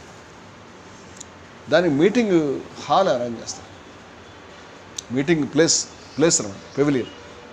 మోస్ట్ షాకింగ్ ఏంటంటే కేవలం మనుషులకేనా మహావీరుడి యొక్క జ్ఞానం, సమస్త సృష్టికి. అందువల్ల మనుషులతో పాటు పక్షులకి, జంతువులకి అన్నిటికీ కూడా వేరే వేరే పెవిలియన్స్ ఉంటాయి. అసలు అలా చెప్తున్నప్పుడే నాకు గూస్ బంప్స్, ఒళ్ళు గగురు పొడుస్తున్నది. వాళ్ళు మహావీరుడు అక్కడికి వెళ్ళిన తర్వాత ముందుకైనా వెనక్కి కూడా తెలియాలిగా, ఆ పక్క కూడా తెలియాలి. అంచేత ఆయన తనను 4గా విభజించుకుని 4 పక్కల ఉండి ధర్మాన్ని బోధిస్తాడు. మేబీ ఇది కూడా హేతు జిజ్ఞాసకు విరుద్ధం, అలా జరిగే అవకాశం లేదు. కానీ అద్భుతమైన ఉదాత్తమైన ఊహ. దేవుడు తూర్పు పడమలో కాదు, అన్ని పక్కల ఉన్నాడు. తత్వం అన్ని చోట్లకి వెళ్ళాలి. అసలు జంతువులకి ధర్మబోధకి పీటలు వేసి గ్యాలరీ నిర్మించినటువంటి మొత్తం ప్రపంచంలో ఎక్కడనే ఉందండి. Go anywhere. అది వాళ్ళ వల్లే సాధ్యం. మరొక అద్భుతమైన కథ నేమినాథుడిది. ఆ కథ తలుచుకున్నప్పుడే మనసంతా ఆర్ద్రమవుతుంది. నేమినాథుడు 22వ తీర్థంకరుడు. నేమినాథుడు చారిత్రక వ్యక్తే కదా, అది మళ్ళీ మనం చెప్పలేం. కావచ్చు, కాకపోవచ్చు. ఆయన కృష్ణుడి యొక్క సమకాలికుడని జైనుల అభిప్రాయం. హిందువుల కథల్లాగే వాళ్ళ కథల్లో కూడా మనుషులు 84,000 ఏళ్ళు 90,000 ఏళ్ళు బతుకుతారు. అన్ని పురాణాలని. నేమినాథుడు కృష్ణుడి యొక్క దాయాదో ఏదో వాళ్ళ కథ ప్రకారం. సో కృష్ణుడికి ఏమో ఆయన తీసుకోవడం చెప్పడానికి ఆయన కథలో చాలా వృత్తాంతాలు ఉంటాయి. అవన్నీ నేను చెప్పదలుచుకున్నాను. నేమినాథుడు ఎవరు లవ్ చేస్తాడు, బహుశా కృష్ణుడే దాన్ని అరేంజ్ చేస్తాడు. కృష్ణుడి యొక్క బొమ్మలు కూడా మీకు జైన మతంలో కనిపిస్తాయి. అంటే హిందువులు అనుకునే పద్ధతిలో కాకుండా వేరేగా. కానీ కృష్ణుని వాళ్ళు ఏం అవమానించరు. కానీ నేమినాథుడి కథ అసలు ప్రపంచ ఆధ్యాత్మిక సాహిత్యంలో ఇటువంటి కథ లేదనుకుంటున్నాను. Most shocking story ever heard, ever told. దాంట్లో నేమినాథుడు పెళ్ళికి సిద్ధమై ఆ పెళ్ళి ప్రదేశం దగ్గర ఉన్నప్పుడు ఆయన పెళ్లి కొడుకుని చేస్తారు. అందరూ చుట్టూ కూర్చుని ఆయనకి బాసికం కట్టి చుక్కబెట్టి ఉంటే ఏమేమి ట్రెడిషన్స్ ఉన్నాయో అవన్నీ చేస్తారు, సుందరంగా తయారు చేస్తారు. తర్వాత వాళ్ళు ఆ పని అయిపోయిన తర్వాత వెళ్ళిపోతారు, ఈయన ఒక్కడే ఉంటాడు. అప్పుడు ఈయనకి రోదనలు వినిపిస్తాయి, ఏడుపు. ఆశ్చర్యపోతుంది, ఎవరు ఏడుస్తున్నారని ఆయన బయటికి హాల్ అంతా చూస్తే ఎవరు లేరు. బయటకు వస్తాడు, బయట ఎవరు లేరు. బయట ఎవడో కూర్చుంటే వాడిని అడుగుతాడు, ఇక్కడ ఎవరు ఏడుస్తున్నారు, నీకు వినిపించింది? నాకేం వినిపించట్లేదు. నీకేం వినిపిస్తున్నావు? నాకు ఎవడే అడగట్లేదు, నాకైతే వినిపించట్లేదు, నీకేం వినిపిస్తున్నాయి? ఆయన అట్లా చూస్తే అక్కడ దూరంగా ఒక షెడ్ ఉంటుంది. ఇతను కాపలావాడే అనుకుంటా బహుశా. అటు వెళ్తాడు ఆయన. అక్కడ పశువులు ఉంటాయి, వందల పశువులు. అవి ఘోరంగా రోధిస్తున్నాయి. నీకు నాకు తెలియదు, ఆయనకు తెలిసింది. ఆయన పిలిచి ఇవి ఘోరంగా రోధిస్తున్నాయి కానీ ఏం రోధించలే, బాగానే ఉన్నాయండి. ఇంత దారుణంగా ఏడుస్తున్నాయి, ఎవరు తీసుకొచ్చారు? వీటికి ఏం అపకారం జరిగింది మీకు తెలియదా? మీ పెళ్లి గురించి తీసుకొచ్చాం వీటిని. ఆయన ఒక్కసారి కుప్పకూలిపోతాడు. ఇంత దారుణమా? నేను సంతోషంగా ఉన్నాను, ఒక అమ్మాయిని ప్రేమించాను, ప్రియురాలు, నా జీవితం హాయిగా గడుస్తుంది, నందనవనం. నేను తిన్నగా ఉంటే మాకు బహుశా పైన స్వర్గం నరకం రెడీ కావాలి. ఇదే కదా మతం అంటే. కానీ ఒక పెళ్లి గురించి ఇంత రోదన ఆయన ఎక్స్పీరియన్స్ చేస్తాడు, తట్టుకోలేక వెళ్ళిపోతాడు. పెళ్లి మండపం అంతా కూడా పెళ్లి కొడుకు వెళ్ళిపోయాడు, న్యూస్ స్ప్రెడ్. ఎక్కడున్నాడని అందరూ వెతుకుతారు. కానీ ఈమెకు తెలుసు, ఆమె పేరు రాజమతినో ఏదో ఉంటుంది, ప్రియురాలు ఆమెకి. అతనికి ఇంతకాలం ఆయన ఎక్కడికి వెళ్తాడు, బాధ వచ్చినప్పుడు, సంతోషం వచ్చినప్పుడు ఆయనకి అవగాహన ఉంది, స్నేహితురాలే కాబట్టి. ఆయన వెళ్ళినప్పుడు అది గిర్నార్ కొండ అనుకుంటా, ఆయన చింతాక్రాంతుడు అక్కడ కూర్చుని ఉంటాడు. ఆమె వెళ్ళి అడుగుతుంది, ఏమైంది, ఎందుకు బాధపడతావు? పెళ్ళి జరుగుతుంది మనకిద్దరికి కూడా. నువ్వు కోరుకున్నావు, నేను కోరుకున్నాను. నువ్వు ప్రేమించావు, నేను ప్రేమించావు. మన జీవితంలో గొప్ప మలుపు ఇది. మన ఇద్దరం నా సంతోషం పట్టపగ్గాలు లేకుండా ఉన్నాయి. నువ్వేమిటి ఇలా కూర్చున్నావు, ఎవరు చచ్చిపోయినట్టు, ఏమైంది నీకు అంటే అతను అంటాడు, నీకు తెలుసా మన పెళ్ళిలో చంపడం గురించి ఇన్ని వందల పశువులు తీసుకొచ్చారు, అవి ప్రాణం కోల్పోతాయి, అవి రోధిస్తున్నాయి, నాకు వినిపించింది.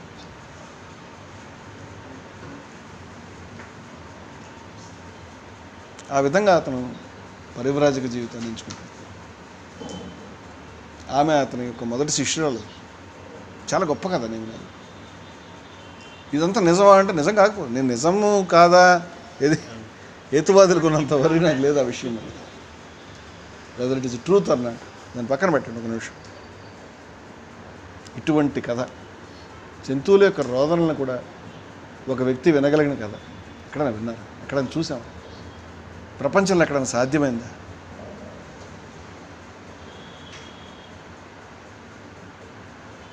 ఇదొక మత సాహిత్యంలో ఉంది, ఇంత సెన్సిటివ్ స్టోరీ. మత సాహిత్యంలో ఇటువంటి కథ ఉంది, మన గుడ్డివాళ్ళకి తెలుసుకోలేకపోతుంది. ప్రతి ప్రాణి పట్ల దుఃఖం ఉంది.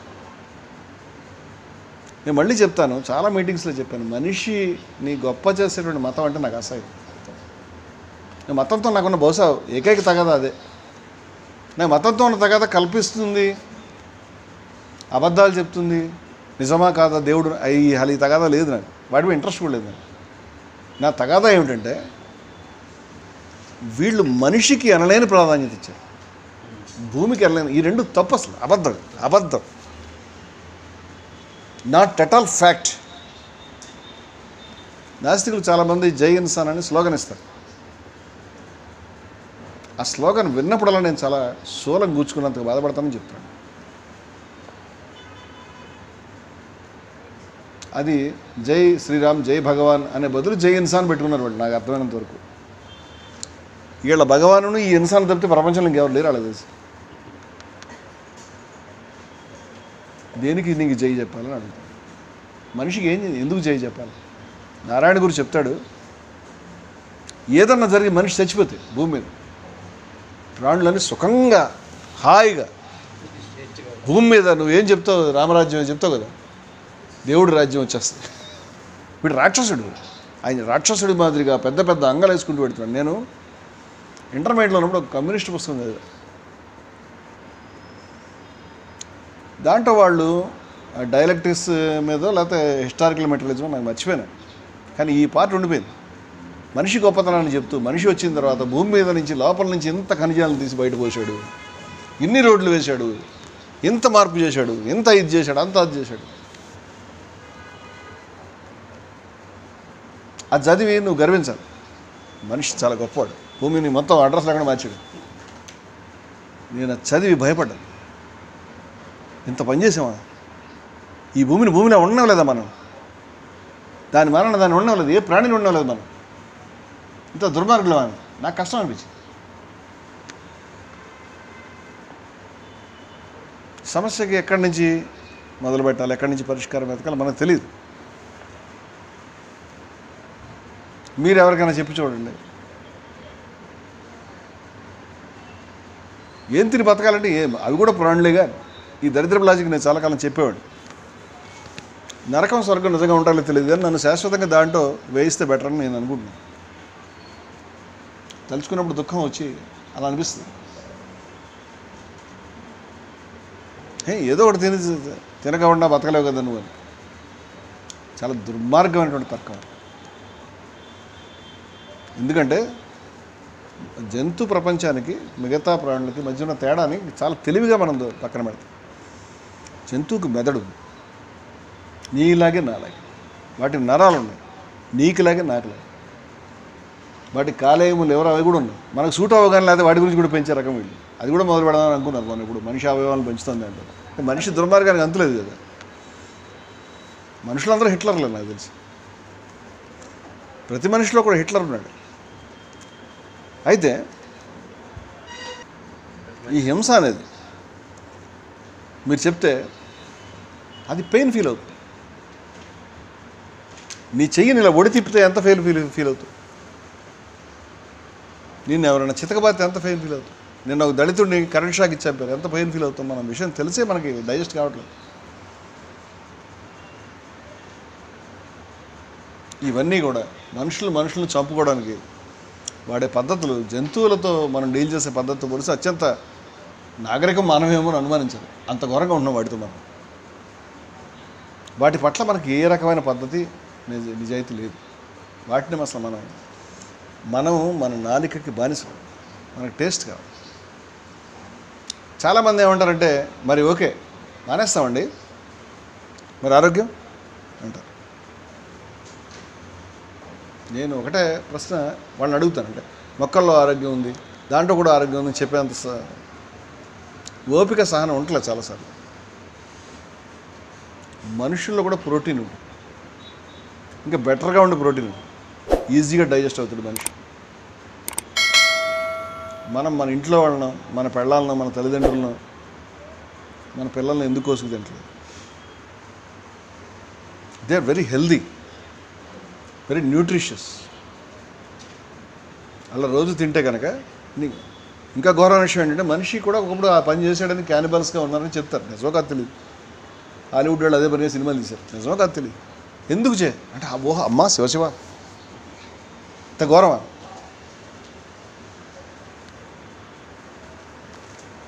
ఎందుకంటే నీకు ప్రోటీన్ వచ్చినా ఆరోగ్యం వచ్చినా ఒక పని చేయకూడదు నువ్వు అనుకుంటావు అనమాట.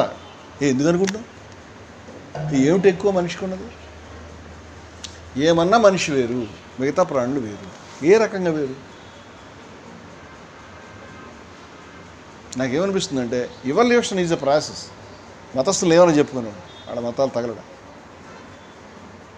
Evolution is a process. ఈ ప్రాసెస్లో మొట్టమొదట మనిషి కొంచెం బెటర్గా అయ్యాడు, ఏం అనుమానం లేదు దాంట్లో.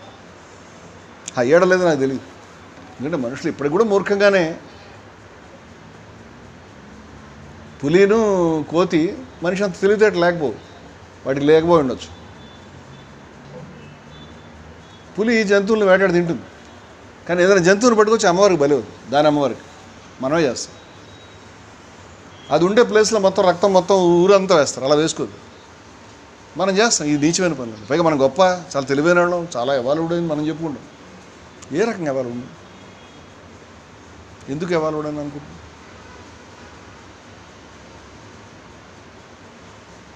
ఘోరమైన విషయం ఏంటంటే జంతు హింసలో 2 రకాలు ఉంటాయి.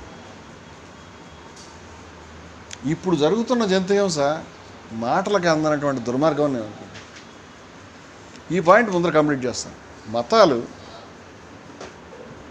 భూమిని కేంద్రంగా ఆలోచించి, ఎందుకంటే వీళ్ళు ఇక్కడి నుంచి కళ్ళు తిరిగి చూశారు, ఎంత కనిపించింది. బహుశా దేవుడు మన గురించి ఇదంతా ఓ చాపలాగా పేటలాగా తయారు చేశాడు అని అనుకున్నారు. మంచి ఊహ. అది చుట్టూ అక్కడికి దూరం వెళ్ళి చూస్తే సముద్రం వస్తుంది. ఓ సముద్రంలో ఈ పార్ట్ మన గురించి ఏదో పెట్టారు, మునిగిపోతుందంటే ఏదో ఒకటి దాన్ని పామో ఏదో ఏనుగులో కాపలాగా వస్తుంది, ఏదో వాళ్ళు ఊహకలు చేసుకుంటూ వెళ్ళారు. కొంతకాలం అయిన తర్వాత భూగోళం కూడా అన్నారు. నేనేమంటానంటే మనిషి దేవుడిని దేవుడు మనిషిని తయారు చేశాడు, అతని గురించి స్వర్గ నరకాలను తయారు చేశాడు. ప్రతిరోజు చిట్టా వర్జ రాసుకుంటున్నట్టుగా పాప పుణ్యాలు రాసుకుంటున్నాడు. నువ్వేం చేసినా ఆయన తెలుసుకుంటుంది, ఇదే పని ఆయన.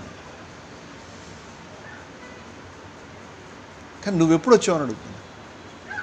సుమారుగా 1370 కోట్ల వెనకాల ఈ సృష్టి ప్రారంభమైతే, ఈ అంకెలు చాలా ముఖ్యమైనవి. భూమి స్టార్ట్ అయి 450 కోట్లు సంవత్సరాలు అయితే మనిషి వచ్చి 2 లక్షల సంవత్సరాలు.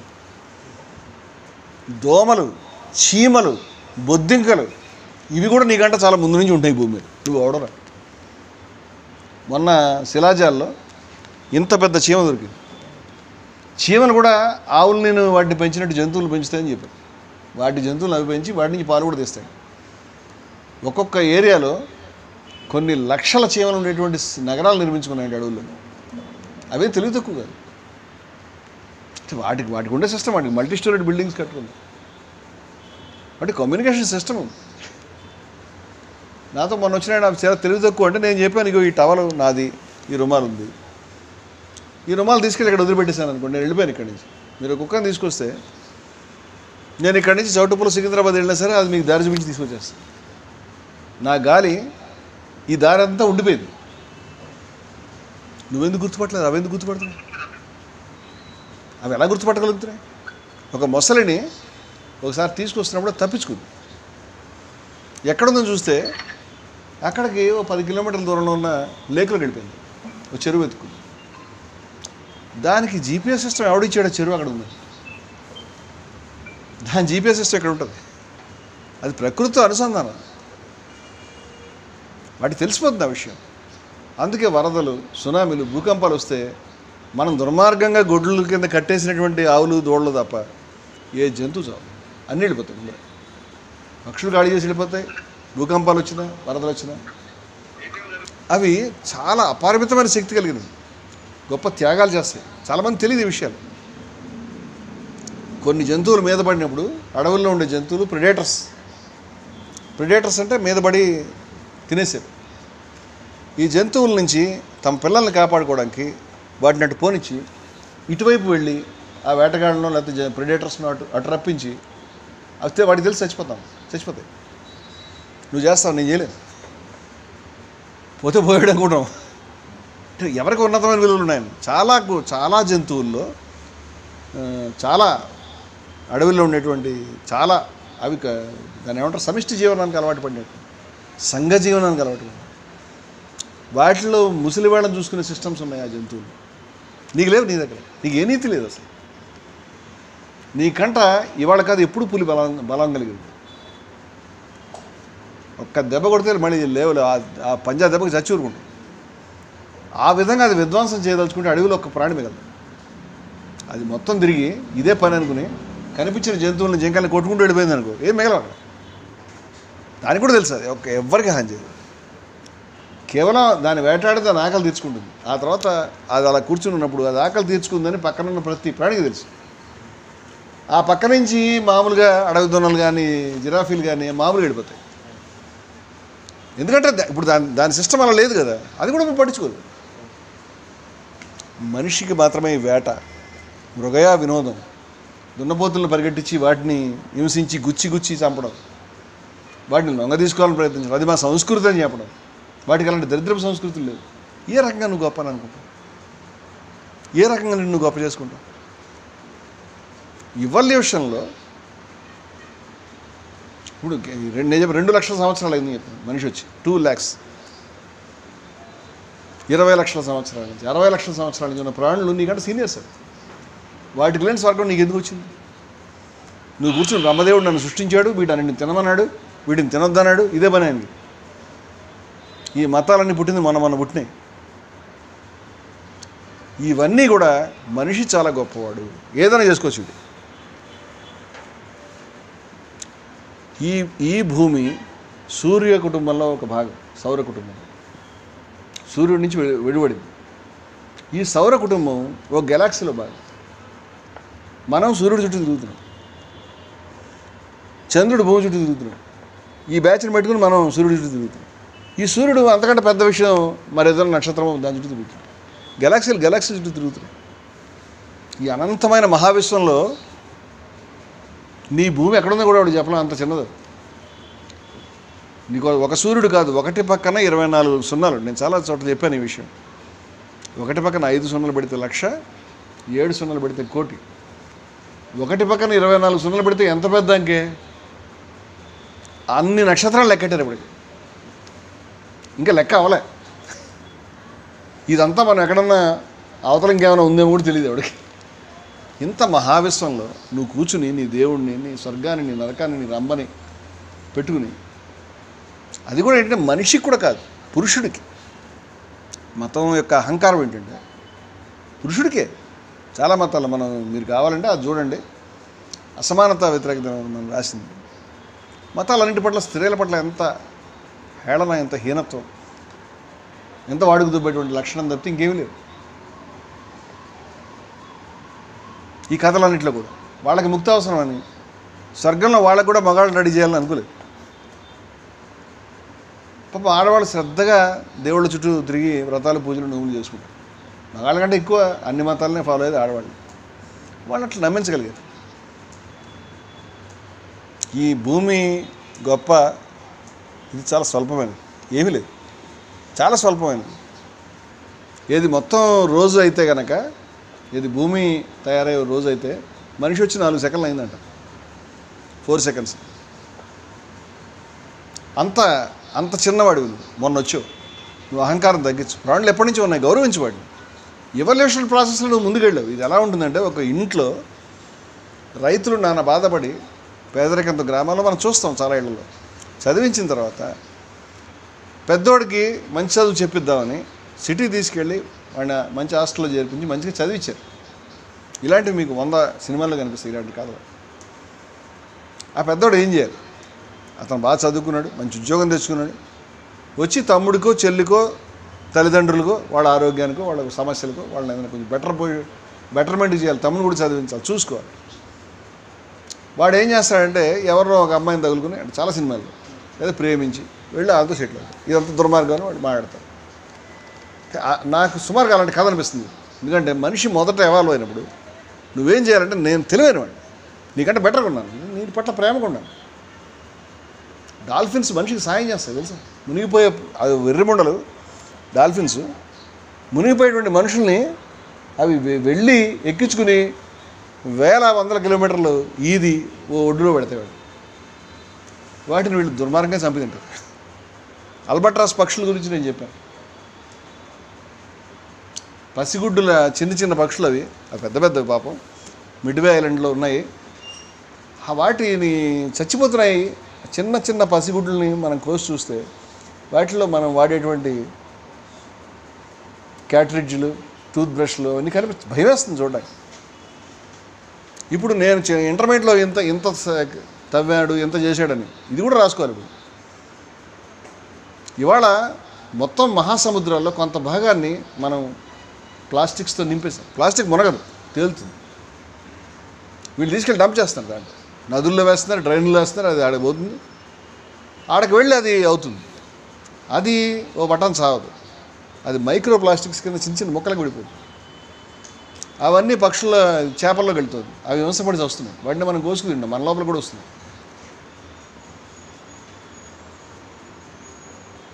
ప్లాస్టిక్స్ మన నాగరికత చిహ్నం. నాగరికత అనే మానవ ద్రోహం అని పాపం మహానుభావుడు శేషాంద్ర అంత బాగా రాశాడు. చాలామందికి ఇప్పుడు మనం ఈ సబ్జెక్ట్ వస్తాం. పర్యావరణం అని అనగానే చెట్లు పెట్టాలి, కొంతమందికి అదే గుర్తొస్తుంది. చెట్లు పెడితే పర్యావరణం సరిపోయింది.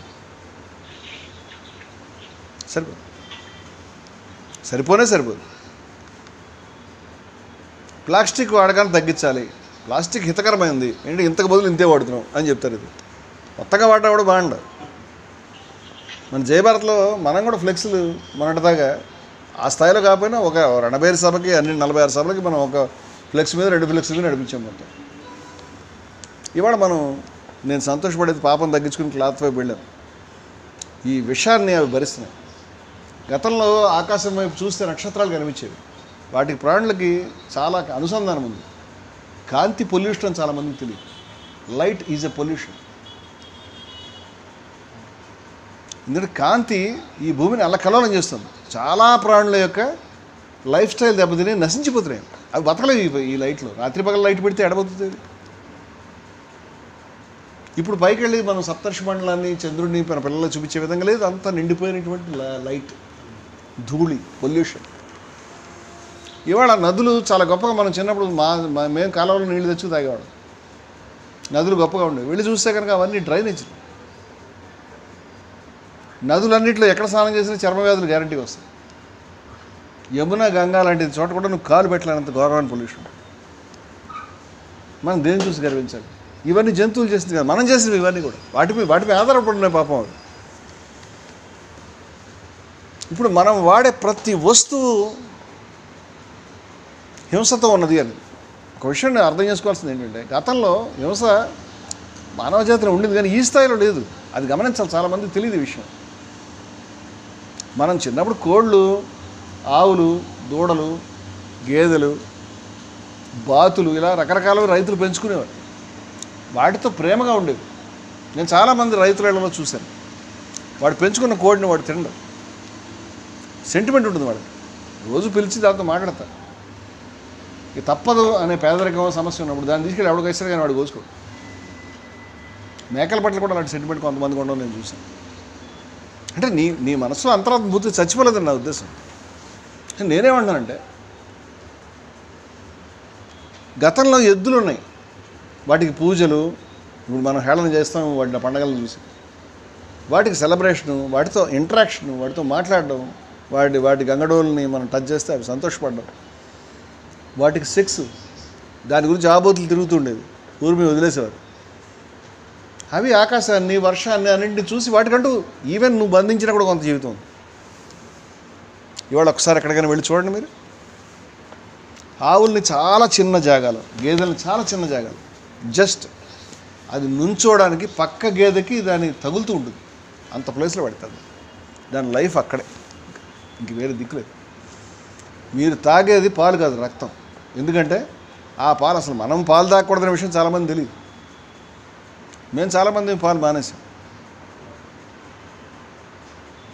ఎవరైనా ఎందుకు మానట్లేదు? నన్ను మా అజయ్ షేక్ గారు అడిగాడు, ఎందుకు మానేశారని అడిగితే మన గురించి కాదని చెప్పారు. మన గురించి ఇవ్వట్లేదు. అదేంటది? వాడికి ఎక్కువ పాలు వస్తాయి. చాలామందికి ఇలాంటి మూఢనమ్మకాలు ఉన్నాయి. ఏమి ఎక్కువ? ప్రతి జంతువు తన కోతి పాపాయి గురించి, గొర్రె పాపాయి గురించి, పంది పిల్ల గురించి, ఆవు గేదె కూడా వాటి యొక్క దూడల గురించి పాలిస్తుంది. నీ గురించి, నా గురించి కాదు. మనిషి కూడా అంతే. ఆడవాళ్ళు వాళ్ళ పిల్లల గురించి ఇస్తున్నారు. నువ్వు ఒక్కడ ఇంటర్వ్యూన్ అయ్యి వాటి దూడలకు మూతి కట్టేసి ఇవి ఎక్కువ పాలు ఇవ్వడానికి వాటికి అసిటోసిన్ లాంటి దుర్మార్గమైన ఇంజక్షన్లు ఇచ్చి వాటికి సెక్స్ లేకుండా చేసి వాటికి జీవితం లేకుండా చేసి ఓ షెడ్లో వాటిని పెట్టి వాటి ముందు ఇంత గడ్డి దరిద్రం వేసి వీలైనంత పాలు పిండి మళ్ళీ దాంట్లో ఏదో కలిపి అందరికీ సప్లై చేసి ఇంకా పాలే బాబు ఎట్టి పరిస్థితులు తెలిసిన తర్వాత కోసి చంపేస్తుంది. కోళ్ళు గతంలో తిరుగుతూ ఉండే వీళ్ళల్లో పిలిస్తే కూడా వచ్చేది. ఆ బయట తిరిగే కోళ్ళని ఊళ్ళల్లో చాలామంది పిలిచేవారు విచిత్రంగా. మీ ప్రాంతాల్లో బొబ్బో బొబ్బో అనేవారు. మా ప్రాంతంలో గుర్తుపట్టే వస్తాయి. వాటిని పట్టుకొచ్చి గంప కింద పెట్టేవారు. అది చాలా అటాచ్డ్గా ఉండేవి మనుషులు. పిలిచేవారు ఎక్కడికి పోయింది పాపం, తిరుగుతూ ఉండేవి పాపం. వాటికి ఏం ప్రత్యేకమైన దాణా వేసేవారు. కానీ మీరు చూస్తే ఒక కోడి 14 సంవత్సరాలు బతుకుతుంది. నేను చదివింది 14 years. ఇప్పుడు మనకి బ్రాయిలర్ చికెన్ ఇదంతా నా కళ్ళ ముందు జరిగింది. కరెంటు కోడి పిల్లలు అనేవారు మా చిన్నప్పుడు. కరెంటు కోడి పిల్లలు ఏంటి, కరెంట్లో పుడతాయని నేను ఆశ్చర్యపోయాను. అమ్మేవారు ఊళ్ళో తీసుకొచ్చి కరెంటు కోడి పిల్లలు ఎలా వచ్చినాయి అనుకునేవాళ్ళం మేము. తెలియక పిల్లలు అవగాహన లేదు. వాటికి ఇప్పుడు ఈ కోళ్ల ఫారాలు వచ్చినాయి. అది మన దృష్టిలో వ్యాపారం, డబ్బులు వచ్చేది పోయేది. ఎందుకంటే దానికి అంతకంటే విలువేం లేదు. ప్రాణాలను మనం అనుకోమండి. ఈ కోళ్ళు చాలా లిమిటెడ్ ప్లేస్లో వాటి కాళ్ళకి పాపం ఏది అనుకూలం అది పెట్టుకోవడానికి వీలుగా ఉండదు. అది వైర్ల మీద ఉంటాయి పాపం, మెష్ మీద వైర్లు. ఎందుకంటే ఆ రెట్ట కిందకి పోవాలి. ఆ పైన విపరీతమైన లైటింగ్ ఉంటుంది. అది వాటికి అనుకూలమైంది ఏం కాదు. బతుకంటే చావు నయం అన్నట్టు.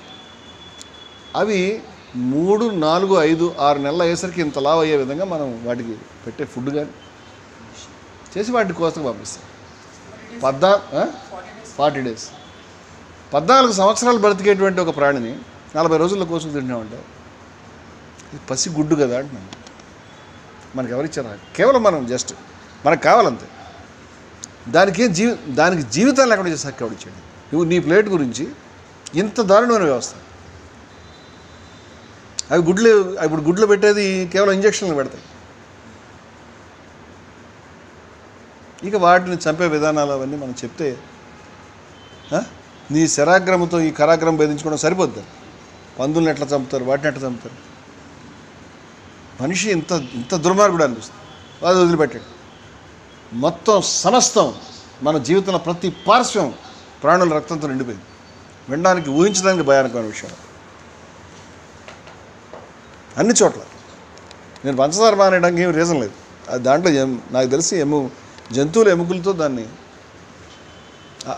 ఆ కలరు, ఆ పారిశుద్ధత, ఆ పారదర్శకత, ఆ మెరుపు రావడం గురించి జంతువుల ఎముకలతో దాన్ని ఏదో ప్రాసెస్ చేస్తాను. నేను లైఫ్లో పాపం చేయకుండా ఉండడం సాధ్యం కాదు. నేను ఎవరిని క్షమించడానికి నాకు ఎవడో ఏ అపకారం చేయలేదు. రాక్షసుడిని దుర్మార్గుడు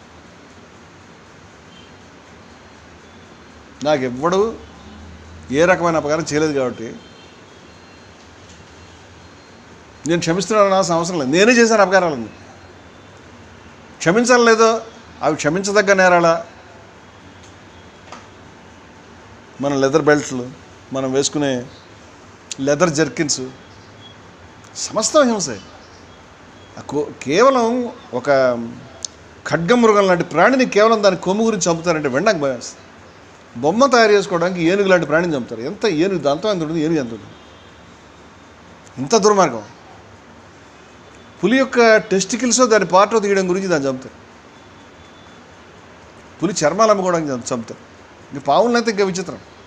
నాకు ఎవరో చెప్పారు, అసలు పాముల్ని అడవిలో పట్టుకున్నప్పుడు అక్కడెక్కడ 2 పుల్లలు గుచ్చి వాటికి బతికొండగానే వాటికి స్కిన్ తీస్తారు. ఆ తర్వాత కూడా చంపకుండా వదిలేస్తారట. అది ప్రాణం, అది స్కిన్ లేనిది నానా బాధపడి చావాల్సింది. వాళ్ళకి ఆ స్కిన్ కావాలి. చంపే క్రమంలో ఆ స్కిన్ ఏమైనా డ్యామేజ్ అవ్వకూడదు. వాళ్ళు వైల్ అంటారు ఇంగ్లీష్లో. దూడల యొక్క మాంసం ఇష్టపడి ప్రపంచం అంతా తింటారు. అవి ఎటువంటి దూడలు అంటే మామూలు దూడలు కావు.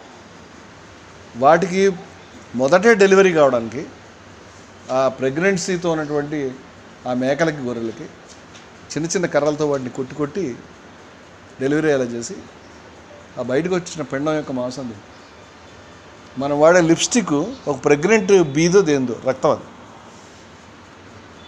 మనం వాడే టూత్పేస్ట్లో హింస ఉంది, మనం వాడే మందుల్లో హింస ఉంది, మనం వాడే సబ్బు జంతువుల యొక్క కొవ్వు, మనం వాడే షాంపూలు ఇవన్నీ కూడా కాదు. అసలు మనం టెస్ట్ చేస్తాం. ఎంత ఘోరం అంటే జంతువుల్ని, కుందేళ్ళని, అసలు కనీసం కుందేలు బాడీ వేరు మన బాడీ వేరు అనే స్పృహ ఉండాలి మనకి. మన క్రూరులో మనకు అక్కర్లే కదా.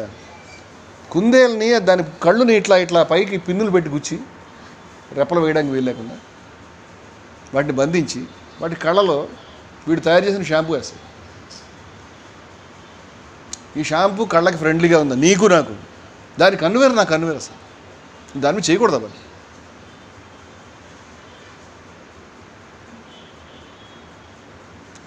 ఇట్లాంటి క్రూర చర్యలు చెప్తూ ఉంటే వింటూ ఉంటే చివరికి కరోనా వైరస్కి సంబంధించి కూడా ముత్యాలు ఎట్లా తయారవుతాయి, పట్టు చీరలు ఎలా తయారవుతాయి, పట్టు పురుగులను బతికుండా ఉడికిస్తారు. అవి వేసుకుని దేవుడి దగ్గరికి వెడితే దేవుడు నిన్ను మెచ్చుకోవాలి. ఆఫ్టర్ ఆల్ కొంచెం మెరుపు రావాలి నీ వేసుకునే చొక్కాకి.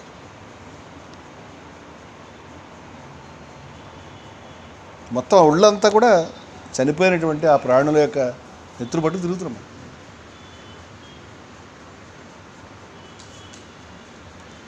వాటిని ముచ్చపు చిప్పల్ని, ఆల్చిప్పలు వాటిని పట్టుకుని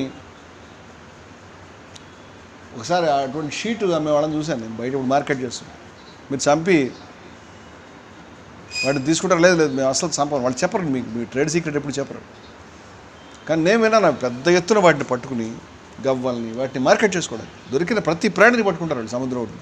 అది తినేవే కాదు, అన్నింటినీ అక్కడే ఇసుకలో తవ్వేసి గొయ్యి చేసి దాంట్లో పడేసి ఉప్పేస్తారు. ఉప్పు పాత్ర అంటారు, కప్పెట్టేస్తారు. 4-5 రోజుల్లోనే మీకు ఆ గవ్వలు తప్పితే ఇంకేం మిగలదు. మొత్తం అత్యంత ఘోరమైన హింసపడి చేస్తాయి. అలాగే గొప్ప మెజెస్టిక్ ప్రాణులు, చాలా గొప్ప ప్రాణులు అయినటువంటి వేల్స్, తిమింగలాలు, మనం ఇష్టం వచ్చినటువంటి సినిమాలు తీసి అవి మన మీదకి వచ్చేస్తున్నట్టు, మనం తినేస్తున్నట్టు, పారిపోతున్నట్టు, మనం ఎలాగో తప్పించుకుంటున్నట్టు ఈ దరిద్ర సినిమాలని తీసి మనిషికి ఫియర్ వాడు సైకోపాత్ మనిషి. పిల్లల దగ్గర నుంచి ఈ సైకో ఫియర్ అంతా అంటించాడు. ప్లాస్టిక్స్ మీద చాలామంది ఏంటి చెట్ల మీద లేకపోతే మరొక పర్యావరణ హితమైనటువంటి బిల్డింగ్ బ్లాక్లు, గ్రీన్ బిల్డింగ్స్ అని కడతారు బిల్డర్స్. యురేనియం మీద మనం చేసే పోరాటం రామదృష్టికి నేను తీసుకొచ్చాను. వాడు ఏసీ వాడతాడు వాడి ఆఫీస్లో, వాడు ఎన్జిఓ ఆఫీస్లో, వాడి ఇంట్లో వాడతాడు. మొన్న ఒక ఉద్యమకారుడు మహామేధావి టీవీల్లో చాలా గొప్పగా చెప్పాయని చెప్పాడు. ఏసీ అనేది గొప్ప ఆవిష్కరణ మానవజాతి చరిత్రలో, హైగా పనిచేసుకుంటున్నాను. ఏసీ అనేది చాలా వేగంగా క్లోరోఫ్లోరో కార్బన్స్ తయారు చేసి పైన చిల్లు పెడుతుంది అనేది ఇప్పుడు తగ్గించారు, కానీ జీరో చేయలే ఇంకా. నా అవగాహన చెప్తుంది. ఇప్పుడు మన డిమాండ్స్ పెరిగిపోయాయి. ఇప్పుడు మనం 2 పాయింట్స్ని ఐడెంటిఫై చేస్తాం ఈ పర్యావరణానికి సంబంధించి. ఎవడో చెప్పట్లేదు ఈ పాయింట్స్. ఇది అవగాహన చేసుకోవాలి. మనం ఎవడు సింపుల్ లివింగ్ గురించి మాట్లాడకుండా నిరాడంబరంగా బ్రతకాలి ఒక్కడు చెప్పడు.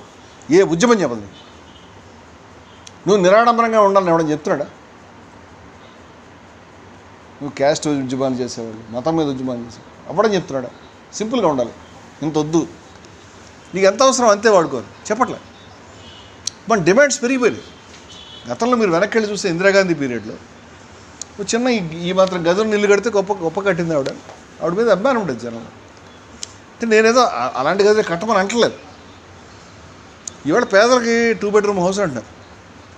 డబ్బున వాళ్ళైతే యాంటిలా అని ఆయన ఆ పేరు కరెక్ట్గా చెప్తాను, 125 అంతస్తులు ఇల్లు కట్టుకున్నాడు ఆయన, ముఖేష్ అంబానీ. దాంట్లో 5 ఉంటారు. 5 గురించి నేను కరెక్ట్ చెప్తాను లేదా అంకెల్ నాకు తెలియదు, కానీ నాకు తెలిసి ఇంతే. 125 అంతస్తులు ఇల్లు, కేవలం 5 ఉంటారు. దాని వాళ్ళకి 5 సేవ చేయడానికి మళ్ళీ 800 మంది ఎంతమంది 500 మంది అంతమంది సేవకులు అవసరం. ఏం చేస్తుంది? నువ్వు సింపుల్గా బ్రతకకుండా ఈ భూమిని కాపాడలేవు. ప్రతి ఒక్కళ్ళు మాట్లాడతారు, గ్రీన్ హౌస్ ఉద్గారాల గురించి మాట్లాడతారు. అక్కడ ఏసీలు తిరుగుతూ ఉంటాయి. నువ్వు ఎలక్ట్రిసిటీ ఖర్చు పెడుతుంటే ఎలక్ట్రిసిటీ తీయాలి ఎక్కడి నుంచో కదా, బొగ్గు కాల్చి తీయాలి, మరొక పని చేసి తీయాలి. లేకపోతే అత్యంత ప్రమాదకరమైనటువంటి యురేనియం దగ్గర నుంచి తీయాలి, అయితే మరొక దారి ఏదో విండ్ తీయాలి. ప్రతి దాంట్లో విండ్, ఈవెన్ ఎయిర్, దాని ద్వారా తీసే వాటిలో కూడా పర్యావరణానికి ఇబ్బంది అని చెప్తున్నాను. నాకు అర్థమైందంటే అసలు పర్యావరణానికి తక్కువ ఇబ్బంది, ఎక్కువ ఇబ్బంది, మొత్తం ఇబ్బంది లేకుండా ఏమీ లేదు. నువ్వు మొత్తం ఇబ్బంది లేకుండా మనుషులకు ధైర్యంగా చెప్పాలి, బీ సింపుల్, బీ హ్యాపీ, చిన్నగా ఉండు, ఏం కాదు, నీకు అవసరం లేనట్టుగా ఒక్క గజం వాడకండి, తక్కువ బట్టలు కొనుక్కో, తక్కువగా ఉండు, అవసరమైతే కారు కొనుక్కో, పబ్లిక్ ట్రాన్స్పోర్ట్ని ఉపయోగించుకో. ఇది నువ్వు భూమికి చేసే గొప్ప ఉపకారం. 2, మానవ జనాభా నియంత్రణ. ఇది ఎంత తీవ్రమైనటువంటి స్థాయిలో ఉన్నదంటే ఈ సమస్య, ఇది మాట్లాడకుండా ఎవడన్నా కనుక పర్యావరణం గురించి మాట్లాడుతుందని చెప్తే వాళ్ళు కేవలం ఆత్మవంచన చేసుకుంటారని నా అభిప్రాయం. నేను మన సంగారెడ్డిలో ఎవరో మాట్లాడితే వాళ్ళకి చెప్పాను, ఇది ఉందా అంటే వాళ్ళకి సంబంధం లేదు. కొన్ని ఇండస్ట్రీస్ పొల్యూట్ చేస్తే పొల్యూషన్ కంట్రోల్ బోర్డుకి వెళ్ళాలి, వాడికి పిటిషన్ కొట్టాలి, ఈ ఇండస్ట్రీని బెదిరించాలి, వాడు బతిమాలుకుని వాడు ఏదైనా 10 రూపాయలు ఇస్తాడు, అలాంటి కూడా ఉన్నాయేమో మనకు తెలియదు. నేనేమన్నానంటే మానవ జనాభా నియంత్రణ దగ్గర వచ్చేసరికి ఎలాగా మన ఆస్తులు, మన ఇళ్ళు అన్నీ ఎవడు చూసుకుంటాడు? వాడు 3 కోటి ఆంధ్రులు అనే దగ్గర నుంచి ఆ ఎన్టీ రామారావు టైంలో 6 కోట్ల ఆంధ్రుల దాకా తెచ్చారు. ఇవాళ 2 రాష్ట్రాల్లో 14 కోట్ల మంది ఉన్నారేమో అనుకుంటున్నాను, అక్కడ ఇక్కడ కూడా. ఇంకొంత మనం ఇంకో 10 ఏళ్ళు గడిస్తే 40 కోట్ల మంది ఆంధ్రులు కేవలం 2 తెలుగు రాష్ట్రాలు అవుతారు. మీకు తెలుసా, భారతదేశ జనాభా స్వాతంత్రం వచ్చినప్పుడు 40 కోట్లు. అంటే భారతదేశం పెరగలేదు, జనాభా పెరిగిపోయింది. ఇదే ప్లేస్లో వాడికి ప్రొడ్యూస్ చేయాలి. ఇప్పుడు వాడికి ఈ ఇల్లు సరిపోవు, పెద్ద పెద్ద ఇళ్ళు కావాలి, వాడికి పోర్టుకో కావాలి, 3 కార్లు కావాలి, ప్రతి రూమ్లో ఏసీ కావాలి, గోడలకు టీవీలు కావాలి, ప్రతి ఒక్కడికి 6 సెల్ ఫోన్లు కావాలి, ఈ ప్రతి ఇంట్లో అందరికీ. ఇది ఎక్కడ ఆపుతావు అంటున్నాను. వాడికి ఏం ఇంట్రెస్ట్ లేదు కాబట్టి పోస్ట్ పెడతాడు, నీకు చేసే ఉపకారం అంటే పోస్ట్ కొట్టి లైక్ కొడతాడు. ఇంత మహాద్రోహం జరుగుతూ ఉన్నప్పుడు ఏదో చేస్తున్నాము, దళితుల గురించి పోరాడుతున్నాము, మతతత్వానికి వ్యతిరేకంగా ఇన్ని చెప్పుకుంటాం కదా మనం. నాకు తెలిసి భారతదేశంలో లేదా ప్రపంచంలో కూడా ఈ ఇద్దరు విముక్తి అయితే మిగతా వాళ్ళు విముక్తి అవుతారు. ఎవరంటే స్త్రీలు, వాళ్ళకి ఎప్పటికి కూడా తినననేటువంటి సంఘం ఉండదు. విప్లవకారులు కూడా స్త్రీల సబ్జెక్ట్ మాట్లాడితే అత్యాచారాలను వాళ్ళ మీద నేరాలు మాట్లాడతారు చెప్తే ఇంట్లో వాళ్ళ చేత చాకరీ చేయించుకోవడం విషయం మాట్లాడు, ఐడియాలజీ సబ్జెక్ట్ మాట్లాడు. స్త్రీలకి ఒక గట్టి సంఘం కానీ ఒక పార్టీ కానీ లేదు. వాళ్ళకు కూడా పార్టీ, సగం మంది జనాభా పార్టీ ఉండాలిగా, ఉండదు. వాళ్ళు అలా కాలేరు, కారు కూడా. అంతకంటే దీన స్థితిలో ఉన్నది పిల్లలు. వాళ్ళకు ఉన్నటువంటి పరిస్థితి, వాళ్ళు మనం ఇచ్చిన మూట నెత్తి మీద వీపు మీద మోసుకోవాలి, చెప్పిన చదువుకోవాలి, చెప్పినంతగా మనకి తెచ్చుకోవాలి, వాళ్ళ అదొక వ్యవసాయం. ఇది ఇంతకంటే ఘోరంగా ఉన్నది జంతువులు. వాటికి చెప్పుకోవడానికి ఏ దిక్కులేదు. వాటిని అత్యంత క్రూరంగా భూమిని ఆక్రమించి మనం రాక్షసుల మాదిరిగా 10,000 గొర్రెలతో వాటిని చీల్చుకొని తింటున్నాం మనం. మన రక్తానికి అంతు వంతు లేకుండా మన వాళ్ళు చాలా కష్టపడతారు. ట్రై చేస్తున్నాను నాన్ వెజ్ మానేయడానికి. నాన్ వెజ్ మానకండి, ఎవరినైనా మీ ఇంట్లో వాళ్ళు కూడా కోసుకు తినండి, మానకండి. ఎందుకు మాన? నేను చెప్తాడు ప్రోటీన్ చాలా హెల్త్కి మంచిదని చెప్తున్నారు.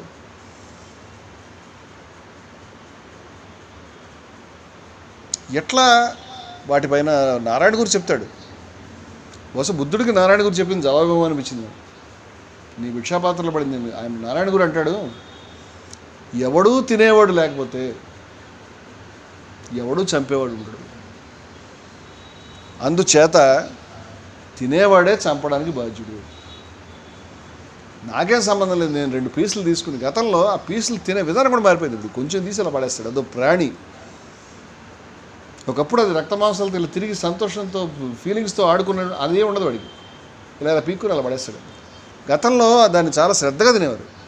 ఇప్పుడు గౌరవం లేదు, ఆహారం పట్ల కూడా గౌరవం లేదు మనకు. కదిజ్ఞాసులు కాపాడకపోతే ఇంకెవడు కాపాడతాడు ఈ పరిస్థితి? ఎవరు మార్చగలుగుతారు అడుగుతుంది? ఎవరు? దీని పట్ల ఉపేక్షాభావంతో ఉంటూ ఏ విధంగా నువ్వు ముక్తిని కోరుకుంటావు? దేవుడికి పాలతో అభిషేకం చేయడానికి ఎంత ఈ దుర్మార్గానికి ఏమో అంతులేదని అడుగుతున్నాడు. దాని బిడ్డ గురించి ఇచ్చిన పాలు నువ్వు తాగు. లేదు, సినిమా స్టార్లకి లేకపోతే రాజకీయ నాయకులకి నీ దేవుడికి అభిషేకాలు చేస్తావు. దాన్ని నెత్తులేదు. నువ్వేందు నీ నెతృత్వం చేసుకోవచ్చుగా. దాన్ని నెతృత్వం చేయడం ఇదేం దారుణం? ఇది ఈ ఆలోచన ధోరణిలో మార్పు తీసుకురావాలి. ఎందుకు అంత బాధపడుతున్నారు ఏదైనా పని చేయడానికి? ఎందుకు గిలగిలగిలాడిపోతున్నాం మనం? నువ్వు కాకపోతే ఇంకెవడు చేస్తాడని అడుగుతున్నాను. లేకపోతే మనకు నైతికంగా ఎస్సీబీసీ సమస్యల మీద, మతోన్మాదం మీద, బిల్కిస్ బాను మీద, మన ఉమ్మడిదల్లో చచ్చిపోయిన అబ్బాయి గురించి బాధపడ్డాం, కన్నీరు పడ్డాం. మనకేం హక్కు ఉంది ఇంత హింస మధ్య నిలబడి? దీన్ని ఖండించాలిగా మనం.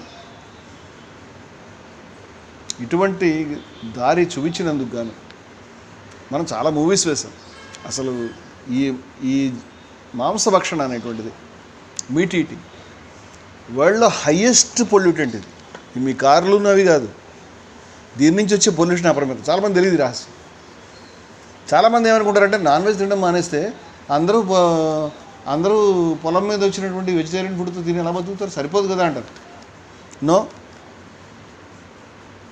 అసలు మనం ఇప్పుడున్న భూమిలో చాలా మటుకు భాగాల్ని ఆ గొర్రెలను వాళ్ళ అమెరికా వాళ్ళను, యూరోప్ వాళ్ళు తినడానికి ఆఫ్రికా అంతా కేటాయించారు, వాటి దాణా పెంచడానికి. నువ్వు ఆపేస్తే మొత్తం అన్ని చోట్ల మళ్ళీ పంటలు పండించుకోవచ్చు. 1 కిలో మాంసం తయారు కావడానికి ఎంత వాటర్ అవసరం అవుతుంది, ఎంత ప్రొడ్యూస్ అవసరం అవుతుంది, ఎంత ఖర్చు అవుతుంది అని నువ్వు గమనించాలి. నీ టేస్ట్ అంతా ఇంకేం లేదు దాంట్లో. చక్కటి మంచి భోజనం, మంచి తర్వాత నువ్వు ఈ మాంసాహారంతో మనం చేసిన ఈ దరిద్రపు నీచమైన వికృతమైన ప్రయోగాల పుణ్యం అని, ఈ మోడర్న్ కబేళాలు, మనం చేసిన పనుల వల్ల, జంతువుని మనం పెట్టే హింసల వల్ల మనం తినే నాన్ వెజ్ అనారోగ్యకరంగా తయారై, దాని ముందర తెలుసు. అది ఏ జంతువు తన సంపాదన కోరుకోదు. విపరీతమైన భయం, విపరీతమైన బాధతో బిక్క చచ్చిపోయాడు. అప్పుడు నువ్వు నరుకుతున్నప్పుడు దాని నర్వస్ సిస్టమ్ అన్ని చోట్ల కూడా అవి రిలీజ్ అయిపోతాయి, హార్మోన్స్ కానీ, దాని బాధ కానీ. అది it will become something like a poison. అంటే ఏ జంతువుని కూడా సంతోషపెట్టి చంపడం అడవల్ల కాదు. అది సంతోషపడి ఎందుకు వస్తుంది? నువ్వు కోస్తావు అని తెలిసిన రోజు నీకు ఇంట్లో కోడి నీకు దొరకదు. దానికి మొదట నీ మైండ్ రీడింగ్ వచ్చు. ఆ ఒక్కరోజు అది తప్పు చదువుతుంది. ఖచ్చితంగా వీడి బుద్ధి వచ్చింది, వీడి టైంలో తేడాగా ఉండడం తెలిసిపోతుంది. అంత తెలివైంది ఏమీ లేదు. పరిశుద్ధంగా బ్రతకడంలో వచ్చే ఆనందం, సంతోషంగా, ఆరోగ్యంగా, చక్కగా, ఎవరిని హింసించకుండా గొప్ప మార్గం ఇదంతా. కదిజ్ఞాసి అనే మాటలో ఉన్న సి అనేది ఈ జైన సన్యాసి, బౌద్ధ సన్యాసి వాళ్ళకి సంబంధించిన సీనే. జైన పంథాన్ని మనం కంటిన్యూ చేస్తున్నాం. జైనుడు అంటే జినుడు అంటే జయించినవాడు. మొత్తం నిర్గ్రంథ అంటారు. అంటే మొత్తం తాళ్ళని తెంపుకున్నాడు అనమాట. ఆఖరి తాళ్ళని కూడా చాలా గొప్ప లిబరేషన్ వాళ్ళు. సో ఇది ఎంతసేపు మాట్లాడారు నాకు తెలియదు, చాలాసేపు మాట్లాడుతున్నాను. పర్యావరణానికి ఇవన్నీ లింక్ చేయడం. మనం ఏం చెప్తున్నాం అంటే చెట్లు మొక్కలు పాటించడం, కాలుష్య వ్యతిరేకంగా పోరాడడం, ప్లాస్టిక్స్ నివారణకు పోరాడడం, లేకపోతే యురేనియం విషయాల మీద మాట్లాడడం, ఇంక వేరే విషయాల మీద మాట్లాడడం, అలాగే జంతు హింస, ఇవన్నీ ఒకటని చెప్తున్నాం. వీటికి తీసుకునే సొల్యూషన్స్లో ఈ నిరాడంబరత్వం, ఈ హ్యూమన్ పాపులేషన్ కంట్రోల్, ఇవి కూడా ఉన్నాయి అని చెప్తున్నాం. ఇవి ప్రధానమైన చెప్తున్నాం.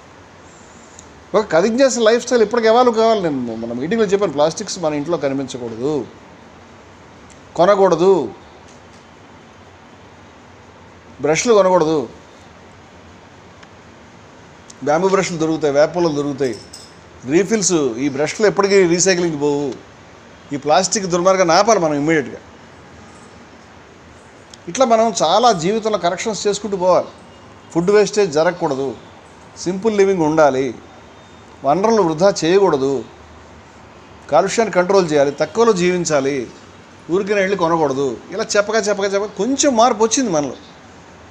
కదిజ్ఞాసిని చూసి ఇతను కదా ఇంత చక్కగా కొత్త మార్గాన్ని చెప్తున్నాడు అనేంత విధంగా ప్రతి మనిషికి ఏమంటే బుద్ధ సంఘం వచ్చినప్పుడు పరిమళించాలని చెప్పాడు ఆయన. పువ్వు ఏ విధంగా పరిమళిస్తుందో ఆ విధంగా ఆ పరిమళం అందరికీ ఆఘ్రాణించే విధంగా ఉండాలని చాలా గొప్పగా బుద్ధుడు చెప్పాడు. అటువంటి విధంగా కదిజ్ఞాసుల బృందం తయారు కావాలని సమాహిత అనేటువంటి నిర్మాణం మనం ప్రారంభించుకోవడం అతి త్వరలోనే దానికి ఒక షేపు ఖచ్చితంగా ఇవ్వాలి. దానికి ఒక సిద్ధాంతం తయారు చేయాలి. దాని మీద స్పష్టంగా కూర్చోవాలి, మాట్లాడాలి, ఇవాల్వ్ కావాలి. వీటన్నిటిని కలిపే మాట్లాడాలి. ఇది నా అభిప్రాయం. మన కదిజ్ఞాస విలువలు మీరు చూస్తే అవి కూడా కంప్లీట్గా ఈ సర్వప్రాణి సిద్ధాంతానికి అనువైనవి. కదిజ్ఞాస అనేటువంటి వాడు ద్వేషించకూడదు, నిర్మోహంగా ఉండాలి, నిరాడంబరత్వం, అన్నీ అవే సిద్ధాంతం. ఏమి లేవు. సో మన వాళ్ళు ఖచ్చితంగా ఈ పద్ధతిని అనుసరిస్తూ ఇళ్లల్లో ఆడవాళ్ళ పని పంచుకుంటూ ఆడవాళ్ళని చావగొట్టడం మానేసి కొంచెం బెటర్గా ఉండేటువంటి మోడల్ని తయారు చేసి అందరికీ చూపించాలని నేను కోరుకుంటున్నాను. ఇటువంటి అనేక మీటింగ్స్ అనేక మంది మాట్లాడితేనే మనకి ఇది వస్తుంది. ఈ గొప్ప కార్యక్రమంలో ఇవాళ పాల్గొంటున్నందుకు కొంచెం సంతోషం. దీన్ని స్ప్రెడ్ చేయాల్సినంతగా మనం తీసుకెళ్ళలేకపోయాను. ఎంతో బాధ నాకున్నాయని చెప్తూ నేను ముగిస్తున్నాను. జై భారత్.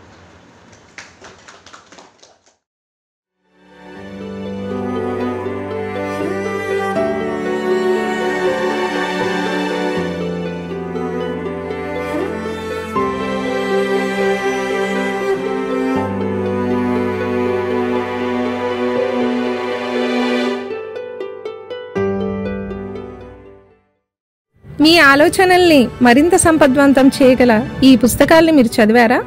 ప్రతులకు జై భారత్ పబ్లికేషన్స్ 9848030089.